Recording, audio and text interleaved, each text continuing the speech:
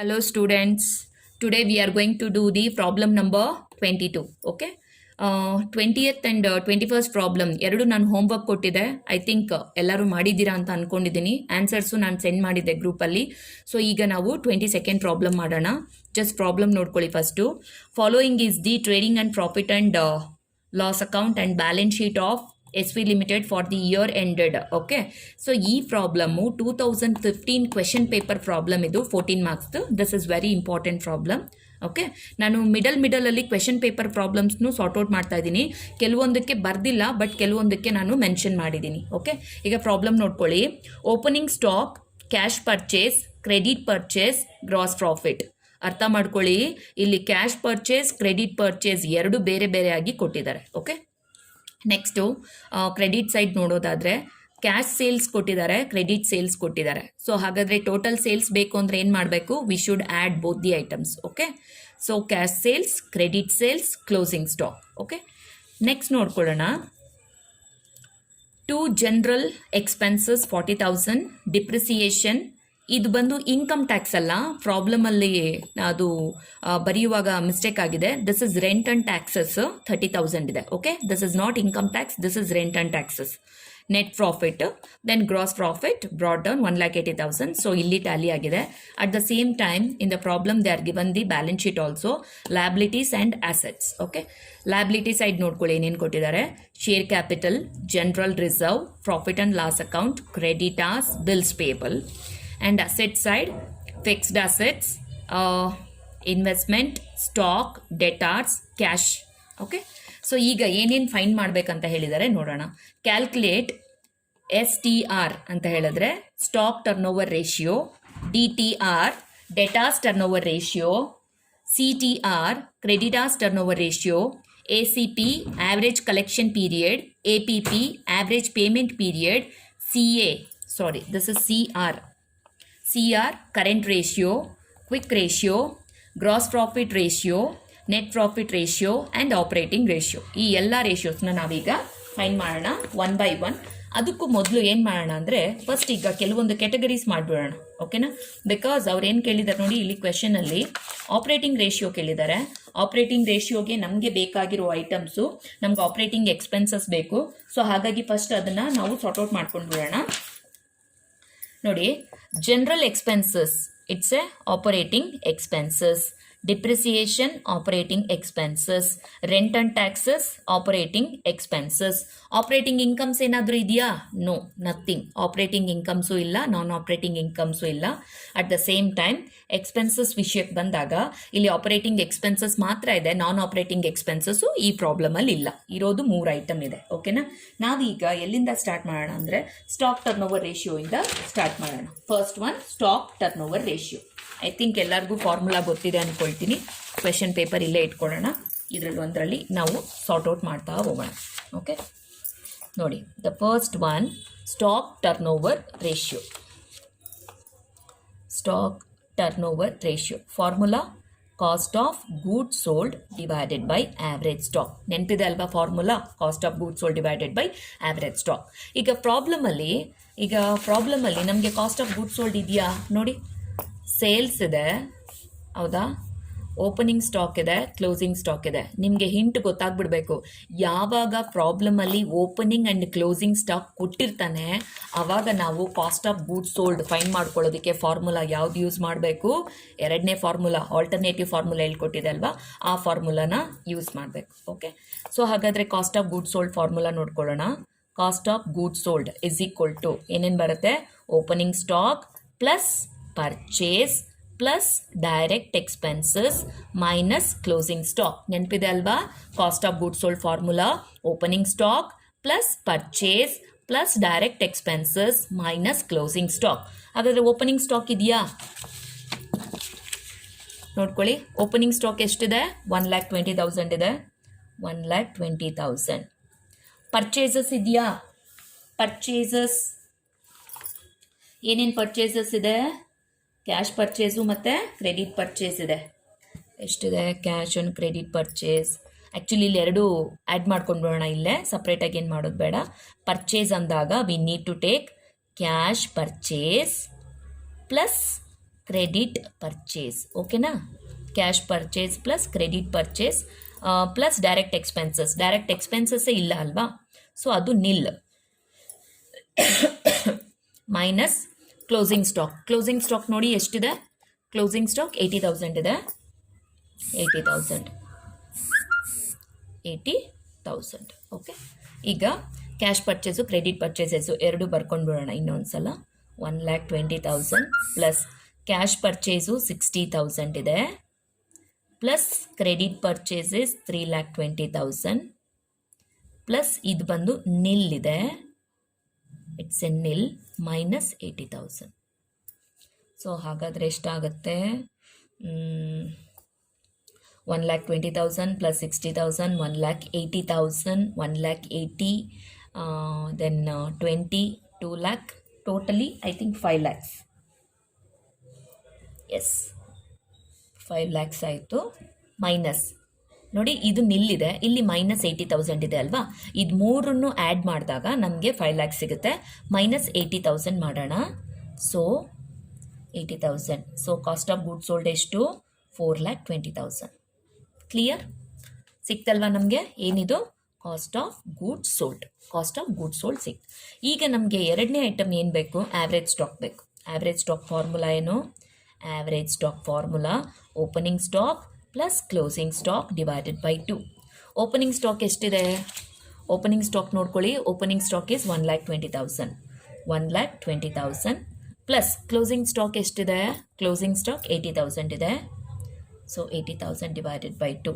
1,20,000 plus 80 2 lakhs ಆಗುತ್ತೆ. Divided by 2 ಎಷ್ಟಾಯಿತು ಹಾಗಾದರೆ? 1 lakh. ಕರೆಕ್ಟ್ ಅಲ್ವಾ? 2 lakhs ಡಿವೈಡೆಡ್ ಬೈ 2 ಅಂತ ಹೇಳಿದ್ರೆ 1 lakh ಬರುತ್ತೆ. So average stock 1. ಈಗ ಮಾಡೋಣ stock turn over ratio. Stock turn over ratio cost of good sold ಎಷ್ಟು ಬಂದಿದೆ ನಮಗೆ? 4,20,000 ಬಂದಿದೆ. ಆವ್ರೇಜ್ ಸ್ಟಾಕ್ ಎಷ್ಟು ಬಂದಿದೆ? 1 lakh ಬಂದಿದೆ. Okay, so cost of good sold 4,20,000 divided by average stock is 1 lakh. So then what is the ratio? The ratio will be 4.2 is to 1. What is this is to 1? It's our assumption. Okay, 4.2 answer ಬರುತ್ತೆ ನಮಗೆ. Is to 1 is our assumption. 4.2 ಯಾವುದನ್ನು indicate ಮಾಡುತ್ತೆ? Cost of good ಸೋಲ್ಡ್ನ. 1 ಯಾವುದನ್ನು indicate ಮಾಡುತ್ತೆ? Average ಸ್ಟಾಕ್ನ. So ಹಾಗಾದರೆ ಯಾವುದನ್ನು finish ಮಾಡಿದ್ವಿ? Stock turn over ratio is finished. Next ಇರೋದೇನು? Debtors turn over ratio. Okay, debtors turn over ratio ಮಾಡೋಣ ಈಗ.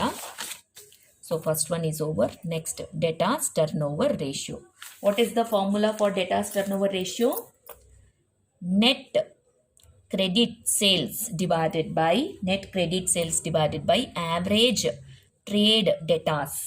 Okay, net credit sales divided by average trade debtors. ಅರ್ಥ ಆಗುತ್ತಲ್ವ short farm?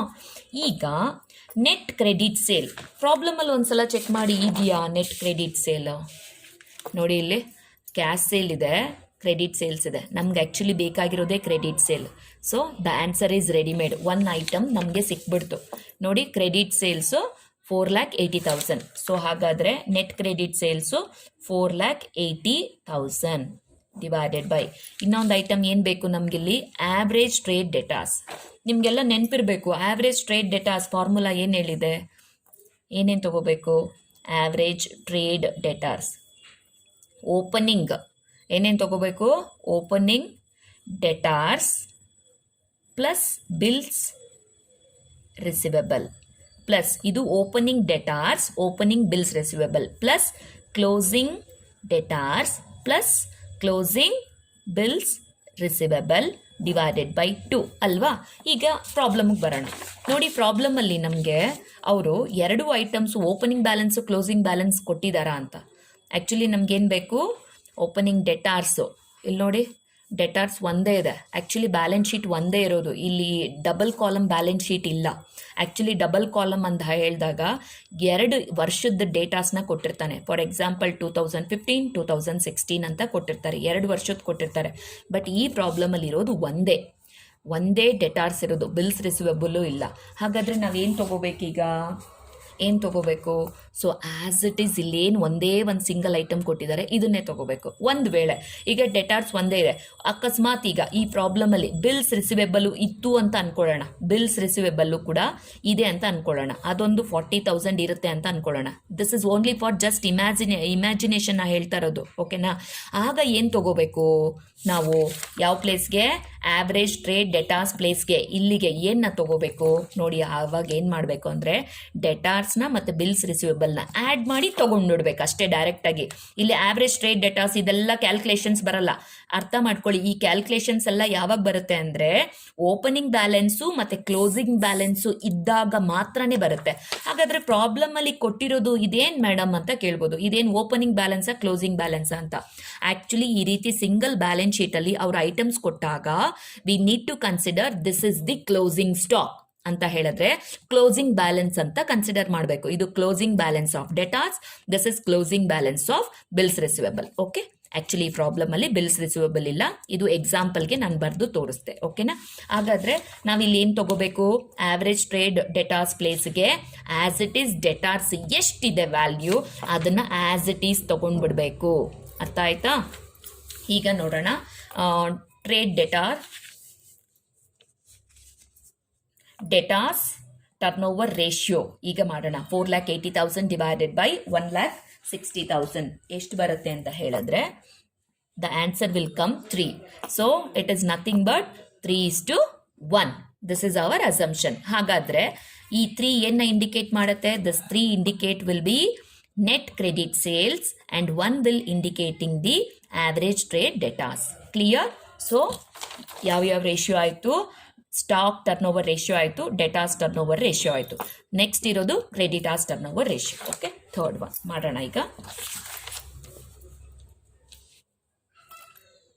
Third one creditors turn over ratio. What is the formula? Net credit purchase. ಅರ್ಥ ಮಾಡ್ಕೊಳ್ಳಿ, net credit purchase divided by average trade creditors. ಇಲ್ಲಿ average trade ಡೆಟಾಸ್ ಬಂದರೆ ಇಲ್ಲಿ average trade creditors ಬರುತ್ತೆ, ಓಕೆನಾ? So ಹಾಗಾದರೆ ನೆಟ್ ಕ್ರೆಡಿಟ್ ಸೇಲ್ ಕ್ವೆಶನ್ ನೋಡ್ಕೊಳ್ಳಿ. ಕ್ವೆಶನಲ್ಲಿ cash purchase ಇದೆ, ಇಲ್ಲಿ ನೋಡಿ ಕ್ಯಾಶ್ ಪರ್ಚೇಸ್ ಇದೆ 60,000. Credit purchase as usual the answer is readymade. So credit purchase ನಮ್ಮ ಹತ್ರ ಆಲ್ರೆಡಿ ಇದೆ, ಓಕೆನಾ? ಸೊ ಕ್ರೆಡಿಟ್ ಪರ್ಚೇಸ್ ಎಷ್ಟಿದೆ ನೋಡ್ಕೊಳ್ಳಿ. The credit purchase is 3,20,000. Credit purchase 3,20,000. Okay, so ಅದನ್ನೇ ನಾನು ಇಲ್ಲಿ ಬರಿತೀನಿ 3,20,000. ಹಾಗಾದರೆ ಆವ್ರೇಜ್ ಟ್ರೇಡ್ ಕ್ರೆಡಿಟಾಸ್ಗೂ ಸೇಮ್ ಫಾರ್ಮುಲಾ ಅಲ್ವಾ? Average trade creditors formula opening balance of creditors plus bills payable plus closing balance of creditors plus bills payable divided by 2. ಇಲ್ಲೂ ಏನೇನಿರಬೇಕು? Opening balance closing balance ಇದ್ದಾಗಷ್ಟೇ ನಾವು divided by 2 ಮಾಡಬೇಕು. But ಪ್ರಾಬ್ಲಮಲ್ಲಿ ನೋಡಿ, balance ಶೀಟಲ್ಲಿ ಕೊಟ್ಟಿರೋದು ಒಂದೇ ಒಂದು creditors 80,000 and bills payable ನೋಡಿ ಇಲ್ಲಿ 2 items ಇದೆ. ಸೊ ಹಾಗಾದರೆ ಈ 2 ಐಟಮ್ಸ್ನ ಏನಂತ ಕನ್ಸಿಡರ್ ಮಾಡಬೇಕು? ಓಪನಿಂಗ್ ಬ್ಯಾಲೆನ್ಸಾ ಕ್ಲೋಸಿಂಗ್ ಬ್ಯಾಲೆನ್ಸಾ? So we need to consider these 2 items will be closing balance. ಹಾಗಾದರೆ ಈಗ 2 ಐಟಮ್ ಇದೆಯಲ್ಲ, ಡಿವೈಡೆಡ್ ಬೈ 2 ಮಾಡಬೇಕಾ? 2 ಐಟಮ್ಮು ಕ್ಲೋಸಿಂಗ್ ಬ್ಯಾಲೆನ್ಸ್ ಮಾತ್ರ ಇದೆ ನಮ್ಮ ಹತ್ರ. ಯಾವಾಗ ನಾವು ಡಿವೈಡೆಡ್ ಬೈ 2 ಮಾಡಬೇಕು?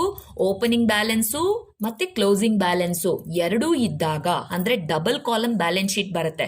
ಆವಾಗ ನಮಗೆ opening creditors closing creditors, opening bills payable closing bills payable ಸಿಗುತ್ತೆ. ಆವಾಗಷ್ಟೇ ನಾವು ಅದನ್ನು ಡಿವೈಡೆಡ್ ಬೈ 2 ಮಾಡಬೇಕಾಗತ್ತೆ. ಬಟ್ ಈಗ ಇಲ್ಲಿರೋದನ್ನು ನಾವೇನಂತ ಕನ್ಸಿಡರ್ ಮಾಡಬೇಕು? Closing balance. ಸೊ ಕ್ಲೋಸಿಂಗ್ ಬ್ಯಾಲೆನ್ಸ್ನ ಇವಾಗ ಏನು ಮಾಡಬೇಕು? ಆ್ಯಸ್ ಇಟ್ ಈಸ್ ತೊಗೋಬೇಕು, ಓಕೆನಾ? ಹಾಗಾದರೆ ಕ್ರೆಡಿಟಾಸ್ 80,000 ಇದೆ, ಬಿಲ್ಸ್ ಪೇಬಲ್ 20,000 ಇದೆ. ಟೋಟಲ್ ಎಷ್ಟಾಯಿತು? Total 1 lakh. ಎಲ್ಲಿ ತಗೋಬೇಕು? ಈ ಪ್ಲೇಸಲ್ಲಿ ಆವ್ರೇಜ್ ಟ್ರೇಡ್ ಕ್ರೆಡಿಟಾಸ್ ಇದೆ ಅಲ್ವಾ, ಈ ಪ್ಲೇಸಲ್ಲಿ ನಾವು ತಗೋಬೇಕು 1 lakh. ಇದರಲ್ಲಿ 80,000 ಕ್ರೆಡಿಟಾಸ್ ಇದೆ, 20,000 ಬಿಲ್ಸ್ ಪೇಬಲ್ ಇದೆ. ಎರಡು ಆ್ಯಡ್ ಮಾಡಿದಾಗ ನಮಗೆ 1 lakh ಬರುತ್ತೆ. ಹಾಗಾದರೆ ಆನ್ಸರ್ ಏನು ಬರುತ್ತೆ ಇದಕ್ಕೆ? The answer will B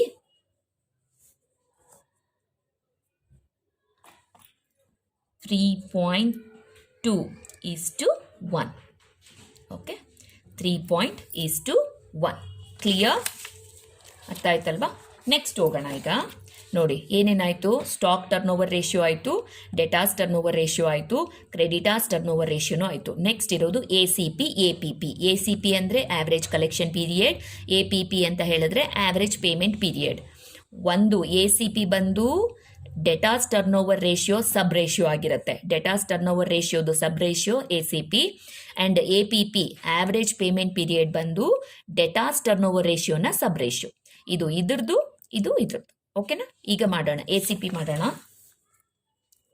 fourth one ACP, average collection period. What is the formula? ಯಾವ ಫಾರ್ಮುಲಾ ಯೂಸ್ ಮಾಡಬೇಕು? 2 ಫಾರ್ಮುಲಾ ಇದೆ, ಹೌದಾ? ಯಾವ್ದ್ಯಾವುದು?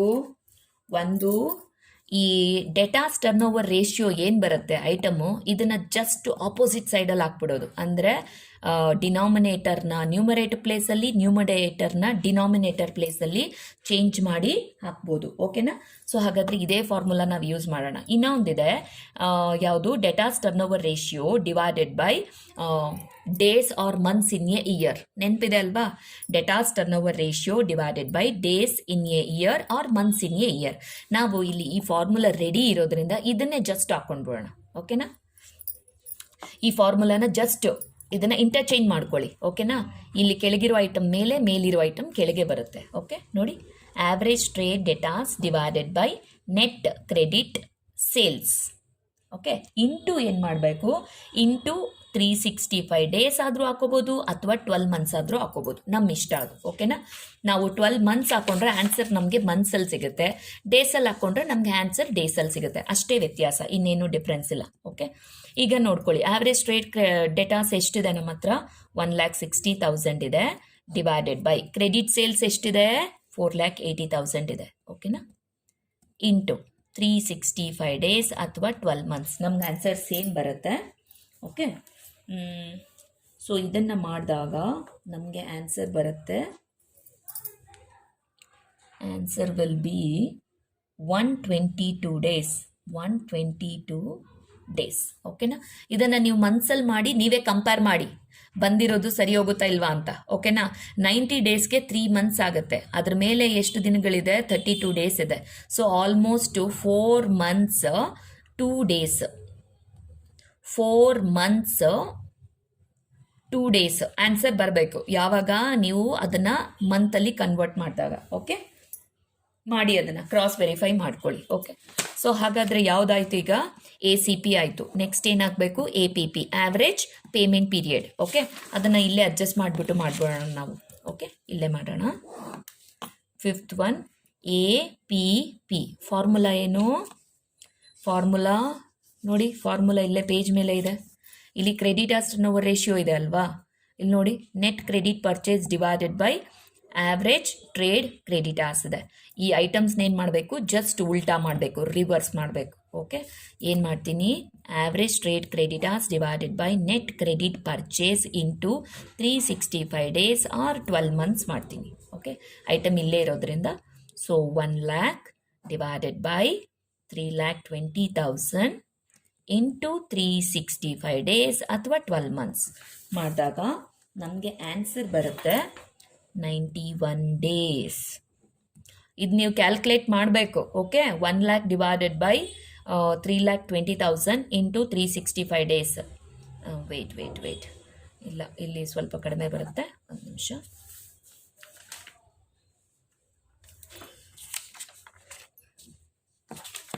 ಇಲ್ಲ, this answer is wrong.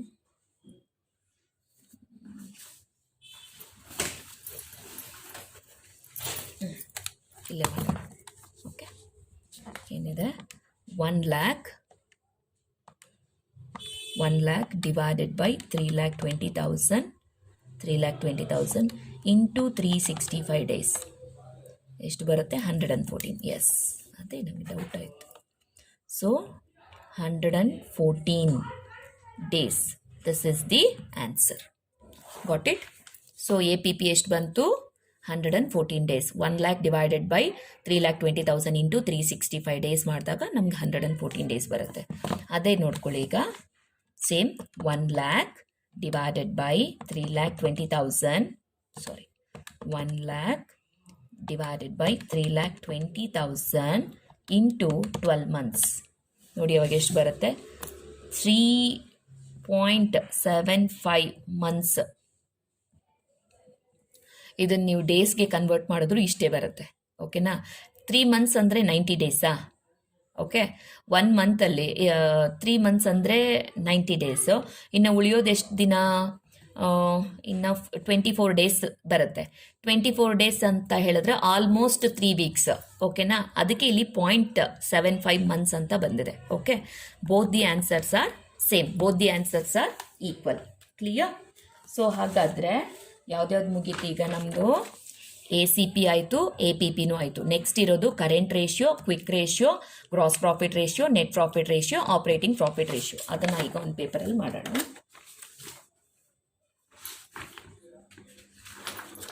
Okay, this is finished ಅಲ್ವಾ? ಅರ್ಥ ಆಗಿದೆ ಅಲ್ವಾ ಈ ಶೀಟು? ಇದರಲ್ಲಿ ಏನೇನು ಫೈಂಡ್ ಮಾಡಿದ್ದೀವಿ? ಸ್ಟಾಕ್ ಟರ್ನ್ ಓವರ್ ರೇಷಿಯೋ ಆಗಿದೆ. C the first one stock turn over ratio ಆಯಿತು. ಅದಾದಮೇಲೆ ಡೆಟಾಸ್ ಟರ್ನ್ ಓವರ್ ರೇಷಿಯೋ ಆಯಿತು. ಅದಾದಮೇಲೆ ಕ್ರೆಡಿಟಾಸ್ ಟರ್ನ್ ಓವರ್ ರೇಷಿಯೋ ಆಯಿತು. ಅದಾದಮೇಲೆ ACP ಆಗಿದೆ, ದೆನ್ APP ಆಗಿದೆ. Next we are moving to do the current ratio. Okay, current ratio formula current assets divided by current liability. Okay, question ನೋಡ್ಕೊಳ್ಳಿ. Current assets and current ಲಯಬಿಲಿಟಿನ first ನಾವು find ಮಾಡ್ಕೊಳ್ಳೋಣ.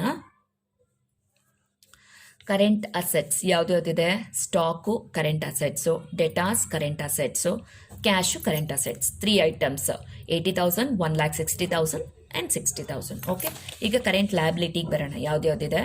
ಕ್ರೆಡಿಟಾಸು current liability, bills payable current liability. 2 items ಇದೆ. Okay, ಇನ್ನು ಉಳಿದಿರೋ items ಎಲ್ಲ ಇದು ನಮಗೆ ಗೊತ್ತು, ಶೇರ್ ಕ್ಯಾಪಿಟಲ್ ಐಟಮ್ಸು, ದೆನ್ ಇದು fixed assets, and this is the investment. Investment ಇಲ್ಲಿ ಶಾರ್ಟ್ ಟರ್ಮ್ ಅಂತ ಕೊಟ್ಟಾಗ ನಾವು ಕರೆಂಟ್ ಅಸೆಟ್ಸ್ ಅಂತ ತಗೊಳ್ತಿದ್ವಿ. ಲಾಂಗ್ ಟರ್ಮ್, ಈಗ ಅವ್ನು ಕೊಟ್ಟಿರೋ ಇನ್ವೆಸ್ಟ್ಮೆಂಟ್ನ ನಾವು ಒಂದು ರೀತಿಯಲ್ಲಿ ಅದನ್ನು ಲಾಂಗ್ ಟರ್ಮ್ ಇನ್ವೆಸ್ಟ್ಮೆಂಟ್ ಅಂತ ಕನ್ಸಿಡರ್ ಮಾಡಿರೋದಕ್ಕೆ ನಾವು ಅದನ್ನು ಇಲ್ಲಿ ತಗೊಳ್ತಾ ಇಲ್ಲ. ಓಕೆ, ಈಗ ಕರೆಂಟ್ ರೇಷಿಯೋ ಮಾಡೋಣ. ಸೊ ಟೋಟಲ್ ಎಷ್ಟಾಗುತ್ತೆ ಈಗ? Total stock 80,000 plus 1,60,000 plus 60,000 add ಮಾಡಿದಾಗ ನಮಗೆ ಕರೆಂಟ್ ಅಸೆಟ್ಸು 4 ಲ್ಯಾಕ್ ಆಗುತ್ತೆ, ಅಲ್ಲ 3 ಲ್ಯಾಕ್ಸ್ ಆಗುತ್ತಲ್ವ?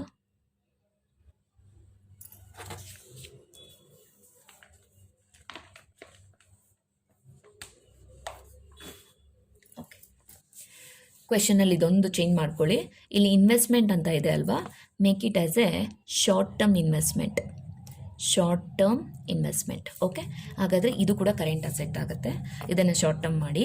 ಓಕೆ, ಸೊ ಹಾಗಾದರೆ 4 ಐಟಮ್ಸ್ ಆಯಿತು. Short term investment, stock, debtors, cash. Okay, so ಹಾಗಾದರೆ ಫಸ್ಟ್ ಈಗ ಕರೆಂಟ್ ಅಸೆಟ್ಸ್ ಲಿಸ್ಟ್ ಹಾಕ್ಕೊಂಡು ಬಿಡೋಣ. ಕರೆಂಟ್ ಅಸೆಟ್ಸಲ್ಲಿ ನಮ್ಗೆ ಏನೇನು ಸಿಕ್ತು? Short term investment plus stock plus debtors plus cash. Okay, short term investment ಎಷ್ಟಿದೆ? 1 ಲ್ಯಾಕ್ ಇದೆ. ಪ್ಲಸ್ ಸ್ಟಾಕ್ ಎಷ್ಟಿದೆ? 80,000 ಇದೆ. ಪ್ಲಸ್ ಡೆಟಾಸ್ ಎಷ್ಟಿದೆ? 1,60,000 ಇದೆ. ಪ್ಲಸ್ ಕ್ಯಾಶ್ ಎಷ್ಟಿದೆ? 60,000 ಇದೆ. Okay, so over all current assets ಎಷ್ಟಾಗುತ್ತೆ? 1 lac plus 80,000, 1,80,000, 1,80,000 plus 1,60,000 plus 60, over all 4 lakhs ಆಗುತ್ತೆ. 4 ಲ್ಯಾಕ್ಸ್ ಆಗುತ್ತೆ. ಕರೆಂಟ್ ಅಸೆಟ್ಸ್ ಆಯಿತು. ನೆಕ್ಸ್ಟ್ ನಮಗೆ ಬೇಕಾಗಿರೋದು current liability. Current liability items ಪ್ರಾಬ್ಲಮಲ್ಲಿರೋದು ನೋಡ್ಕೊಳ್ಳಿ. 2 items, creditors and bills payable. Creditors plus bills payable. Okay, creditors ಎಷ್ಟಿದೆ? It is 80,000 and 20,000. So 80,000 plus 20,000. So current liability is equal to 1 lakh. Clear? So ಇದನ್ನು complete ಮಾಡಿಬಿಡೋಣ current ರೇಷಿಯೋನ. Current assets ಎಷ್ಟು ಬಂದಿದೆ ನಮಗೆ? 4 ಲ್ಯಾಕ್ಸ್ ಬಂದಿದೆ. Current liability 1 lakh. So 4 lakhs divided by 1 lakhs. Answer ನಮಗೆ ಗೊತ್ತಾಯಿತು. ಎಷ್ಟು? 4:1. This 4 will indicate current assets, 1 will indicate current liability. Clear? So ಹಾಗಾದರೆ ಕರೆಂಟ್ ರೇಷಿಯೋನೂ ಆಯಿತು.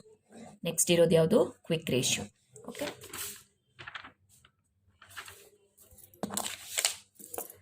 quick ratio formula, quick assets divided by quick liability. Okay, so quick assets formula current assets minus stock plus prepaid expenses. ಹೌದಾ? Quick liability formula current liability minus BOD plus cash credit. ನೋಡಿ, ನಮ್ಮ ಪ್ರಾಬ್ಲಮಲ್ಲಿ actually ಈ extra items ಏನಿದೆ, ಈ 2 items ಇಲ್ಲ. ನೋಡ್ಕೊಳ್ಳಿ ಬೇಕಾದರೆ. ನೋಡಿ, ಸ್ಟಾಕ್ ಇದೆ, ಪ್ರೀಪೇಯ್ಡ್ ಎಕ್ಸ್ಪೆನ್ಸಸ್ ಇಲ್ಲ. At the same time creditors ಇದೆ, ಬಿಲ್ಸ್ ಪೇಬಲ್ ಇದೆ, ಅಷ್ಟೇ ಹೊರತು ಬ್ಯಾಂಕ್ ಓವರ್ ಡ್ರಾಫ್ಟ್ ಇಲ್ಲ. ಸೊ ಹಾಗಾಗಿ ನಾವು ಡೈರೆಕ್ಟಾಗಿ ಪ್ರಾಬ್ಲಮ್ನ ಮಾಡಿಬಿಡ್ಬೋದು. ಓಕೆನಾ? ಸೊ ಹಾಗಾದರೆ ಕ್ವಿಕ್ ಅಸೆಟ್ ವಿಷಯಕ್ಕೆ ಬಂದಾಗ ಕರೆಂಟ್ ಅಸೆಟ್ಸ್ ಎಷ್ಟು ಬಂದಿದೆ ನಮಗೆ? ನೋಡಿ, ಕರೆಂಟ್ ಅಸೆಟ್ ಎಷ್ಟಿದೆ? 4 ಲ್ಯಾಕ್ ಇದೆ. ಓಕೆ, 4 ಲ್ಯಾಕ್ ಮೈನಸ್, ಈಗ ಈ 2 ಐಟಮಲ್ಲಿ ನಮ್ಮ ಹತ್ರ ಯಾವುದಿದೆ? ಸ್ಟಾಕ್ ಇದೆ, ಆದರೆ ಪ್ರೀಪೇಯ್ಡ್ ಎಕ್ಸ್ಪೆನ್ಸಸ್ಸು ಇಲ್ಲ. ಓಕೆ, ಸೊ ಸ್ಟಾಕ್ ಎಷ್ಟಿದೆ ನೋಡಿ? ಸ್ಟಾಕ್ ಎಷ್ಟಿದೆ? 80,000 ಇದೆ. ಸ್ಟಾಕ್ ಈಸ್ 80,000 ಇದೆ. ಜಸ್ಟ್ ಅದನ್ನು ಮಾತ್ರ ಮೈನಸ್ ಮಾಡೋಣ. 80,000. ಸೊ ಹಾಗಾದರೆ ಎಷ್ಟು ಬರುತ್ತೆ ನಮಗೆ? 3,20,000. ಏನಿದು? It is a quick asset. Quick asset ಎಷ್ಟು ಬಂದಿದೆ? 3,20,000 ಬಂದಿದೆ. ಇನ್ನು ಕರೆಂಟ್ ಲಯಬಿಲಿಟಿ ವಿಷಯಕ್ಕೆ ಬಂದಾಗ, ಕರೆಂಟ್ ಲಯಬಿಲಿಟಿ 1 ಲ್ಯಾಕ್ ಇದೆ. ಓಕೆ, 1 ಲ್ಯಾಕ್ ಮೈನಸ್ BODನೂ ಇಲ್ಲ, ಕ್ಯಾಶ್ ಕ್ರೆಡಿಟ್ಸು ಇಲ್ಲ, ನಿಲ್. ಸೊ ಹಾಗಾದರೆ ಕ್ವಿಕ್ ಲಯಬಿಲಿಟಿ ಎಷ್ಟು? Quick liability it is nothing but 1 lakh. Clear? So formula apply ಮಾಡಿಬಿಡೋಣ. ಎಷ್ಟು ಬಂದಿದೆ ನಮಗೆ ಕ್ವಿಕ್ ಅಸೆಟ್? 3,20,000 ಬಂದಿದೆ. ಡಿವೈಡೆಡ್ ಬೈ ಕ್ವಿಕ್ ಲಯಬಿಲಿಟಿ ಎಷ್ಟು ಬಂದಿದೆ? 1 ಲ್ಯಾಕ್. ಸೊ ಹಾಗಾದರೆ ಆನ್ಸರ್ ಏನು? 3.2 1. 3.2 ಏನನ್ನ ಇಂಡಿಕೇಟ್ ಮಾಡುತ್ತೆ? ಕ್ವಿಕ್ ಅಸೆಟ್ನ. And 1 will indicating the quick liability. Is it clear?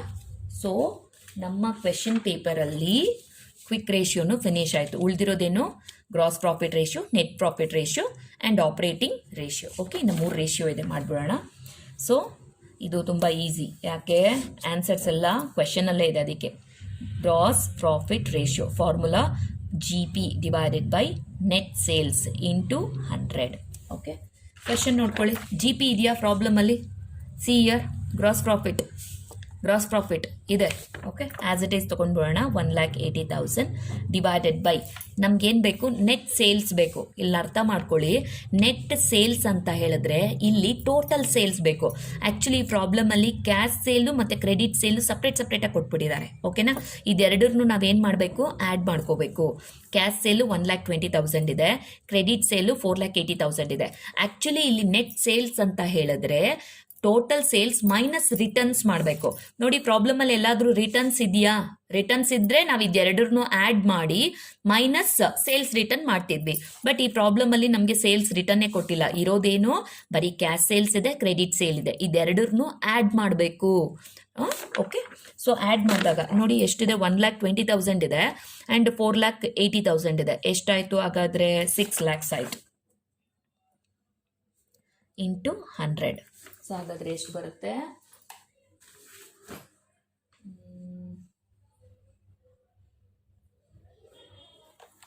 ನೋಡಿ, 1,80,000 ಡಿವೈಡೆಡ್ ಬೈ 6 ಲ್ಯಾಕ್ಸ್ ಇಂಟು 100. ನಿಮಗೆ ಕಾಣಿಸ್ತಿದೆಯಲ್ಲೋ ಗೊತ್ತಾಗ್ತಿಲ್ಲ. 30% ಬರುತ್ತೆ. 30% ಗ್ರಾಸ್ ಪ್ರಾಫಿಟ್. ಓಕೆ, ಈಗ ನೆಟ್ ಪ್ರಾಫಿಟ್ ಮಾಡಿಬಿಡೋಣ. ನೆಟ್ ಪ್ರಾಫಿಟ್ ರೇಷಿಯೋ ಅದೇ ಅಲ್ವಾ ಇದ್ದಿದ್ದು. Next net profit divided by net sales into 100. Okay, question paper ನೋಡ್ಕೊಳ್ಳಿ. ನೆಟ್ ಪ್ರಾಫಿಟ್ ಎಷ್ಟಿದೆ? ಕ್ವೆಶನಲ್ಲಿ ನೆಟ್ ಪ್ರಾಫಿಟ್ 90,000 ಇದೆ. ನೆಟ್ ಸೇಲ್ಸ್ ನಮ್ಗೆ ಗೊತ್ತಲ್ವಾ, 6 ಲ್ಯಾಕ್. ಈಗ ಕ್ಯಾಲ್ಕುಲೇಟ್ ಮಾಡಿದ್ವಲ್ಲ, same. So net profit 90,000. So 90,000 divided by 6 lakhs into 100. ಸಿ ಎಷ್ಟು ಬರುತ್ತಾಗ? 90,000 divided by 6 lakhs into 100. So it will come 15%. So GPR ಆಯಿತು, NPR ಆಯಿತು. ಇನ್ನು ಉಳಿದಿರೋದೀಗ operating ratio formula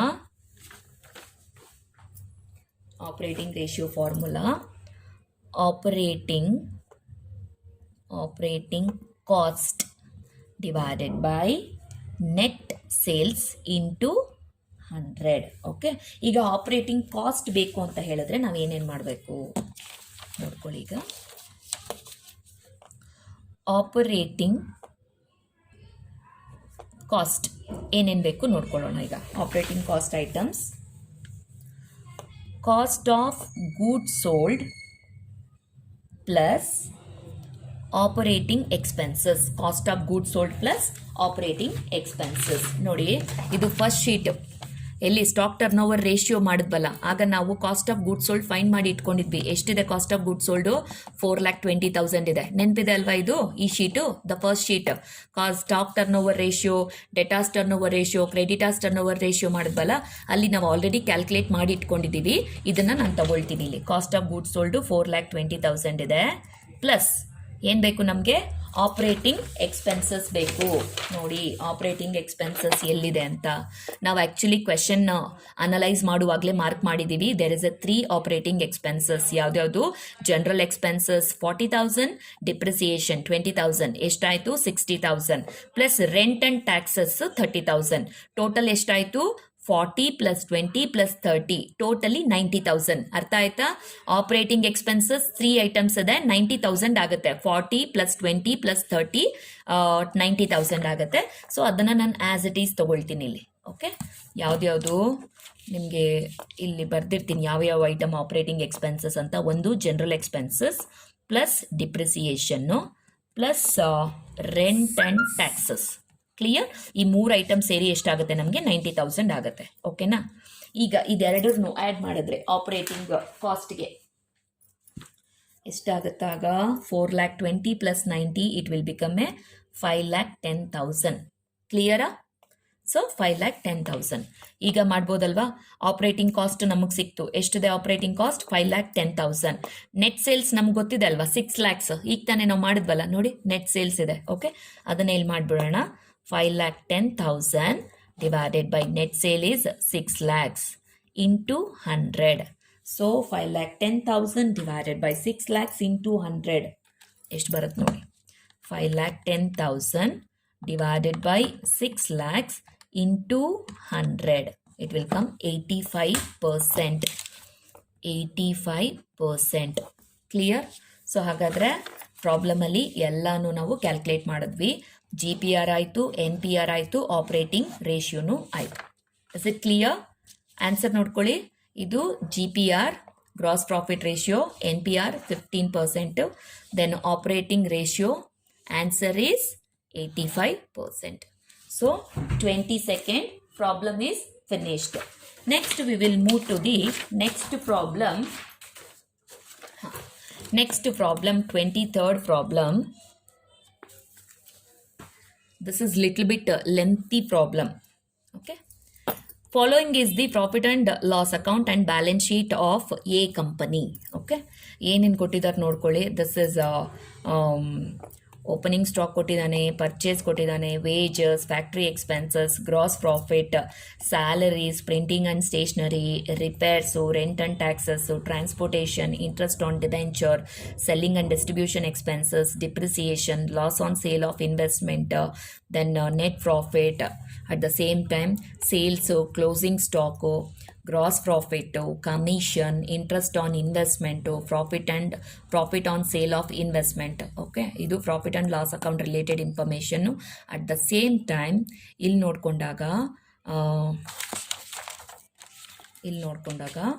balance sheet ಕೊಟ್ಟಿದ್ದಾರೆ. ಬ್ಯಾಲೆನ್ಸ್ ಶೀಟಲ್ಲಿ share capital, reserve fund, profit and loss account, debenture, creditors, bills payable, bank overdraft. ಅದಾದಮೇಲೆ fixed assets ಇದೆ. Current ಅಸೆಟ್ಸಲ್ಲಿ stock, debtors, bills receivable and cash. Okay, ಆದರೆ ಈ ಪ್ರಾಬ್ಲಮಲ್ಲಿ ಏನು find ಮಾಡಬೇಕು ಅವ್ರು ಹೇಳಲಿಲ್ಲ. ಸೊ ಹಾಗಾಗಿ ನಾನು ಇಲ್ಲಿ ಆ್ಯಡ್ ಮಾಡಿದ್ದೀನಿ. ಇದು ಆ್ಯಕ್ಚುಲಿ ಬಿಟ್ಟೋಗಿದೆ ಕ್ವೆಶನ್ ಬರೆಯುವಾಗ. ಇಲ್ಲಿ ನೋಡ್ಕೊಳ್ಳಿ, ಇಲ್ಲಿ ನಿಮಗೆ ಕಾಣಿಸ್ಬೋದು ಸಣ್ಣ ಅಕ್ಷರದಲ್ಲಿ. Find liquidity ratios, capital structure ratios, ಆಮೇಲೆ turn over ratios, profitability ratios. ಈ ರೇಷಿಯೋಸಲ್ಲಿ 4 ಸೆಗ್ಮೆಂಟೇಷನ್ ಏನು ಸ್ಟಾರ್ಟಿಂಗಲ್ಲಿ ನಾನು ಬರ್ಸಿದೆ ಫಾರ್ಮುಲಾಸು, ಆ 4 ಕೆಟಗರೀಸ್ ಆಫ್ ಫಾರ್ಮುಲಾಸ್ನು ನೀವು ಈ ಪ್ರಾಬ್ಲಮಲ್ಲಿ ಮಾಡಬೇಕು. This is also one of the question paper problem.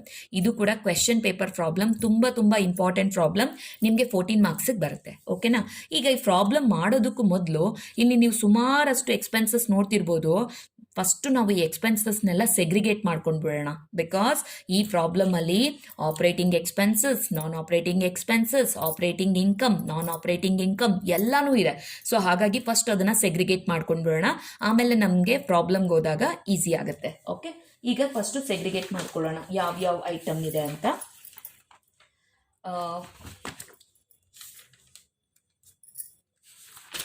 Okay, ಈಗ ಫಸ್ಟ್ ಒನ್ ಇಲ್ಲಿ ನೋಡ್ಕೊಳ್ಳಿ.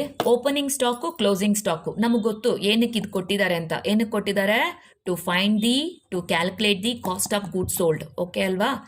Cost of goods sold formula opening stock plus purchase plus direct expenses minus closing stock. Okay, so ಹಾಗಾಗಿ opening stock ಬಗ್ಗೆ ಗೊತ್ತು, purchase ಬಗ್ಗೆ ಗೊತ್ತು. ಹಾಗಾದರೆ wages ಏನು? Wages it is a direct expenses. ಅರ್ಥ ಮಾಡ್ಕೊಳ್ಳಿ, ವೇಜಸ್ ಏನು? Direct expenses. ಹಾಗಾದರೆ ನೆಕ್ಸ್ಟ್ ಯಾವುದಿದೆ? ಫ್ಯಾಕ್ಟ್ರಿ ಎಕ್ಸ್ಪೆನ್ಸಸ್ ಇದೆ. ಏನಿದು? This is also direct expenses. ಅರ್ಥ ಮಾಡ್ಕೊಳ್ಳಿ, ಡೈರೆಕ್ಟ್ ಎಕ್ಸ್ಪೆನ್ಸಸ್ ಎರಡಿದೆ, wages, factory expenses, direct expenses. Okay, ಈಗ ಬರೋಣ ಯಾವುದಕ್ಕೆ? ಆಪ್ರೇಟಿಂಗ್ ಎಕ್ಸ್ಪೆನ್ಸಸ್ಸು, ನಾನ್ ಆಪ್ರೇಟಿಂಗ್ ಎಕ್ಸ್ಪೆನ್ಸಸ್ಗೆ. ಆಪ್ರೇಟಿಂಗ್ ಎಕ್ಸ್ಪೆನ್ಸಸ್ ಯಾವ್ದ್ಯಾವ್ದಿದೆ ಅಂತ ನೋಡೋಣ. ಸ್ಯಾಲರೀಸ್ ಇದು ಆಪ್ರೇಟಿಂಗ್ ಎಕ್ಸ್ಪೆನ್ಸಸ್, OE ಅಂತ ಬರೀತೀನಿ. ಓಕೆನಾ? Salaries operating expenses. Printing and ಸ್ಟೇಷನರಿನೂ operating expenses. Repairs operating expenses. Rent and taxes operating expenses. Then transportation operating expenses. Interest on debenture ಏನಿದು? It is non operating expenses. ಅರ್ಥ ಮಾಡ್ಕೊಳ್ಳಿ, ಇದೇನು? Interest on debenture non operating expenses. Next selling expenses. It is a operating expenses. Selling and distribution expenses so operating.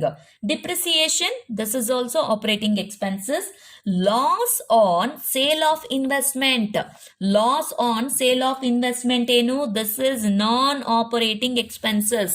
Okay, ಇಲ್ಲಿ ನೋಡ್ಕೊಳ್ಳಿ, ಈ ಲಿಸ್ಟಲ್ಲಿ ಎಲ್ಲಾನು almost operating ಎಕ್ಸ್ಪೆನ್ಸಸ್ಸೇ except interest on debenture, loss on sale of investment. ಈ ಎರಡು items non operating expenses. Clear? ಈಗ credit ಸೈಡಿಗೆ ಬರೋಣ. ಇಲ್ಲಿ ಏನೇನಿದೆ ನೋಡೋಣ. ಓಕೆನಾ? Gross profit we know what is that item ಅಂತ. ನೆಕ್ಸ್ಟ್ ಈಗ ಬರೋಣ, ಏನಿದೆ ಇಲ್ಲಿ? ಕಮಿಷನ್ ಇದೆ. ಕಮಿಷನ್ ಏನು? Commission is what? It is a operating income. ಓಕೆನಾ? ನೆಕ್ಸ್ಟ್ ಇರೋದೇನು? Interest on investment. What is this? Interest on investment is non-operating income. Profit on sale of investment, non-operating income. Got it? Commission, operating income. Interest on investment to non-operating income. Profit on sale of investment, non-operating income. Is it clear? Okay. ಈಗ ಬರೋಣ. Next ಏನಿದೆ? Balance sheet ಇದೆ. So balance ಶೀಟಲ್ಲಿ actually ಇದು ಎಲ್ಲ ಥರದ ratios ನಾವು ಮಾಡಬೇಕಾಗಿರೋದ್ರಿಂದ ಇಲ್ಲೇನು doubt ಇಲ್ಲ ನಮಗೆ, ಯಾಕಂದರೆ ಕರೆಂಟ್ ಅಸೆಟ್ಸು ಅವನೇ ಲಿಸ್ಟ್ ನೀಟಾಗಿ ಕೊಟ್ಬಿಟ್ಟಿದ್ದಾನೆ. So nothing to worry, these all items will be current assets. At the same time current ಲಯಬಿಲಿಟಿನ ಮಾರ್ಕ್ ಮಾಡ್ಕೊಳ್ಳೋಣ. Share capital, reserve fund, profit and loss account, ಇದು ಮೂರು ನಮಗೆ ಗೊತ್ತು. ಏನಿದು? ಇದು ಶೇರ್ ಹೋಲ್ಡರ್ಸ್ ಫಂಡ್ ಅಂತ ಬರುತ್ತಲ್ವ, ಅದಕ್ಕೆ ಬರುತ್ತೆ ಇದು. ಓಕೆನಾ? ಅಥವಾ ಇಂಟರ್ನಲ್ ಈಕ್ವಿಟಿಗೆ ಬರುತ್ತೆ ಈ ಐಟಮ್ಸು. ಡಿಬೆಂಚರು ಬಂದು ಎಕ್ಸ್ಟರ್ನಲ್ ಈಕ್ವಿಟಿ ಆಗುತ್ತೆ. ಎಕ್ಸ್ಟರ್ನಲ್ ಈಕ್ವಿಟಿ ಅದಾದಮೇಲೆ ಈ ಐಟಮ್ಸ್ ಎಲ್ಲ ಏನು?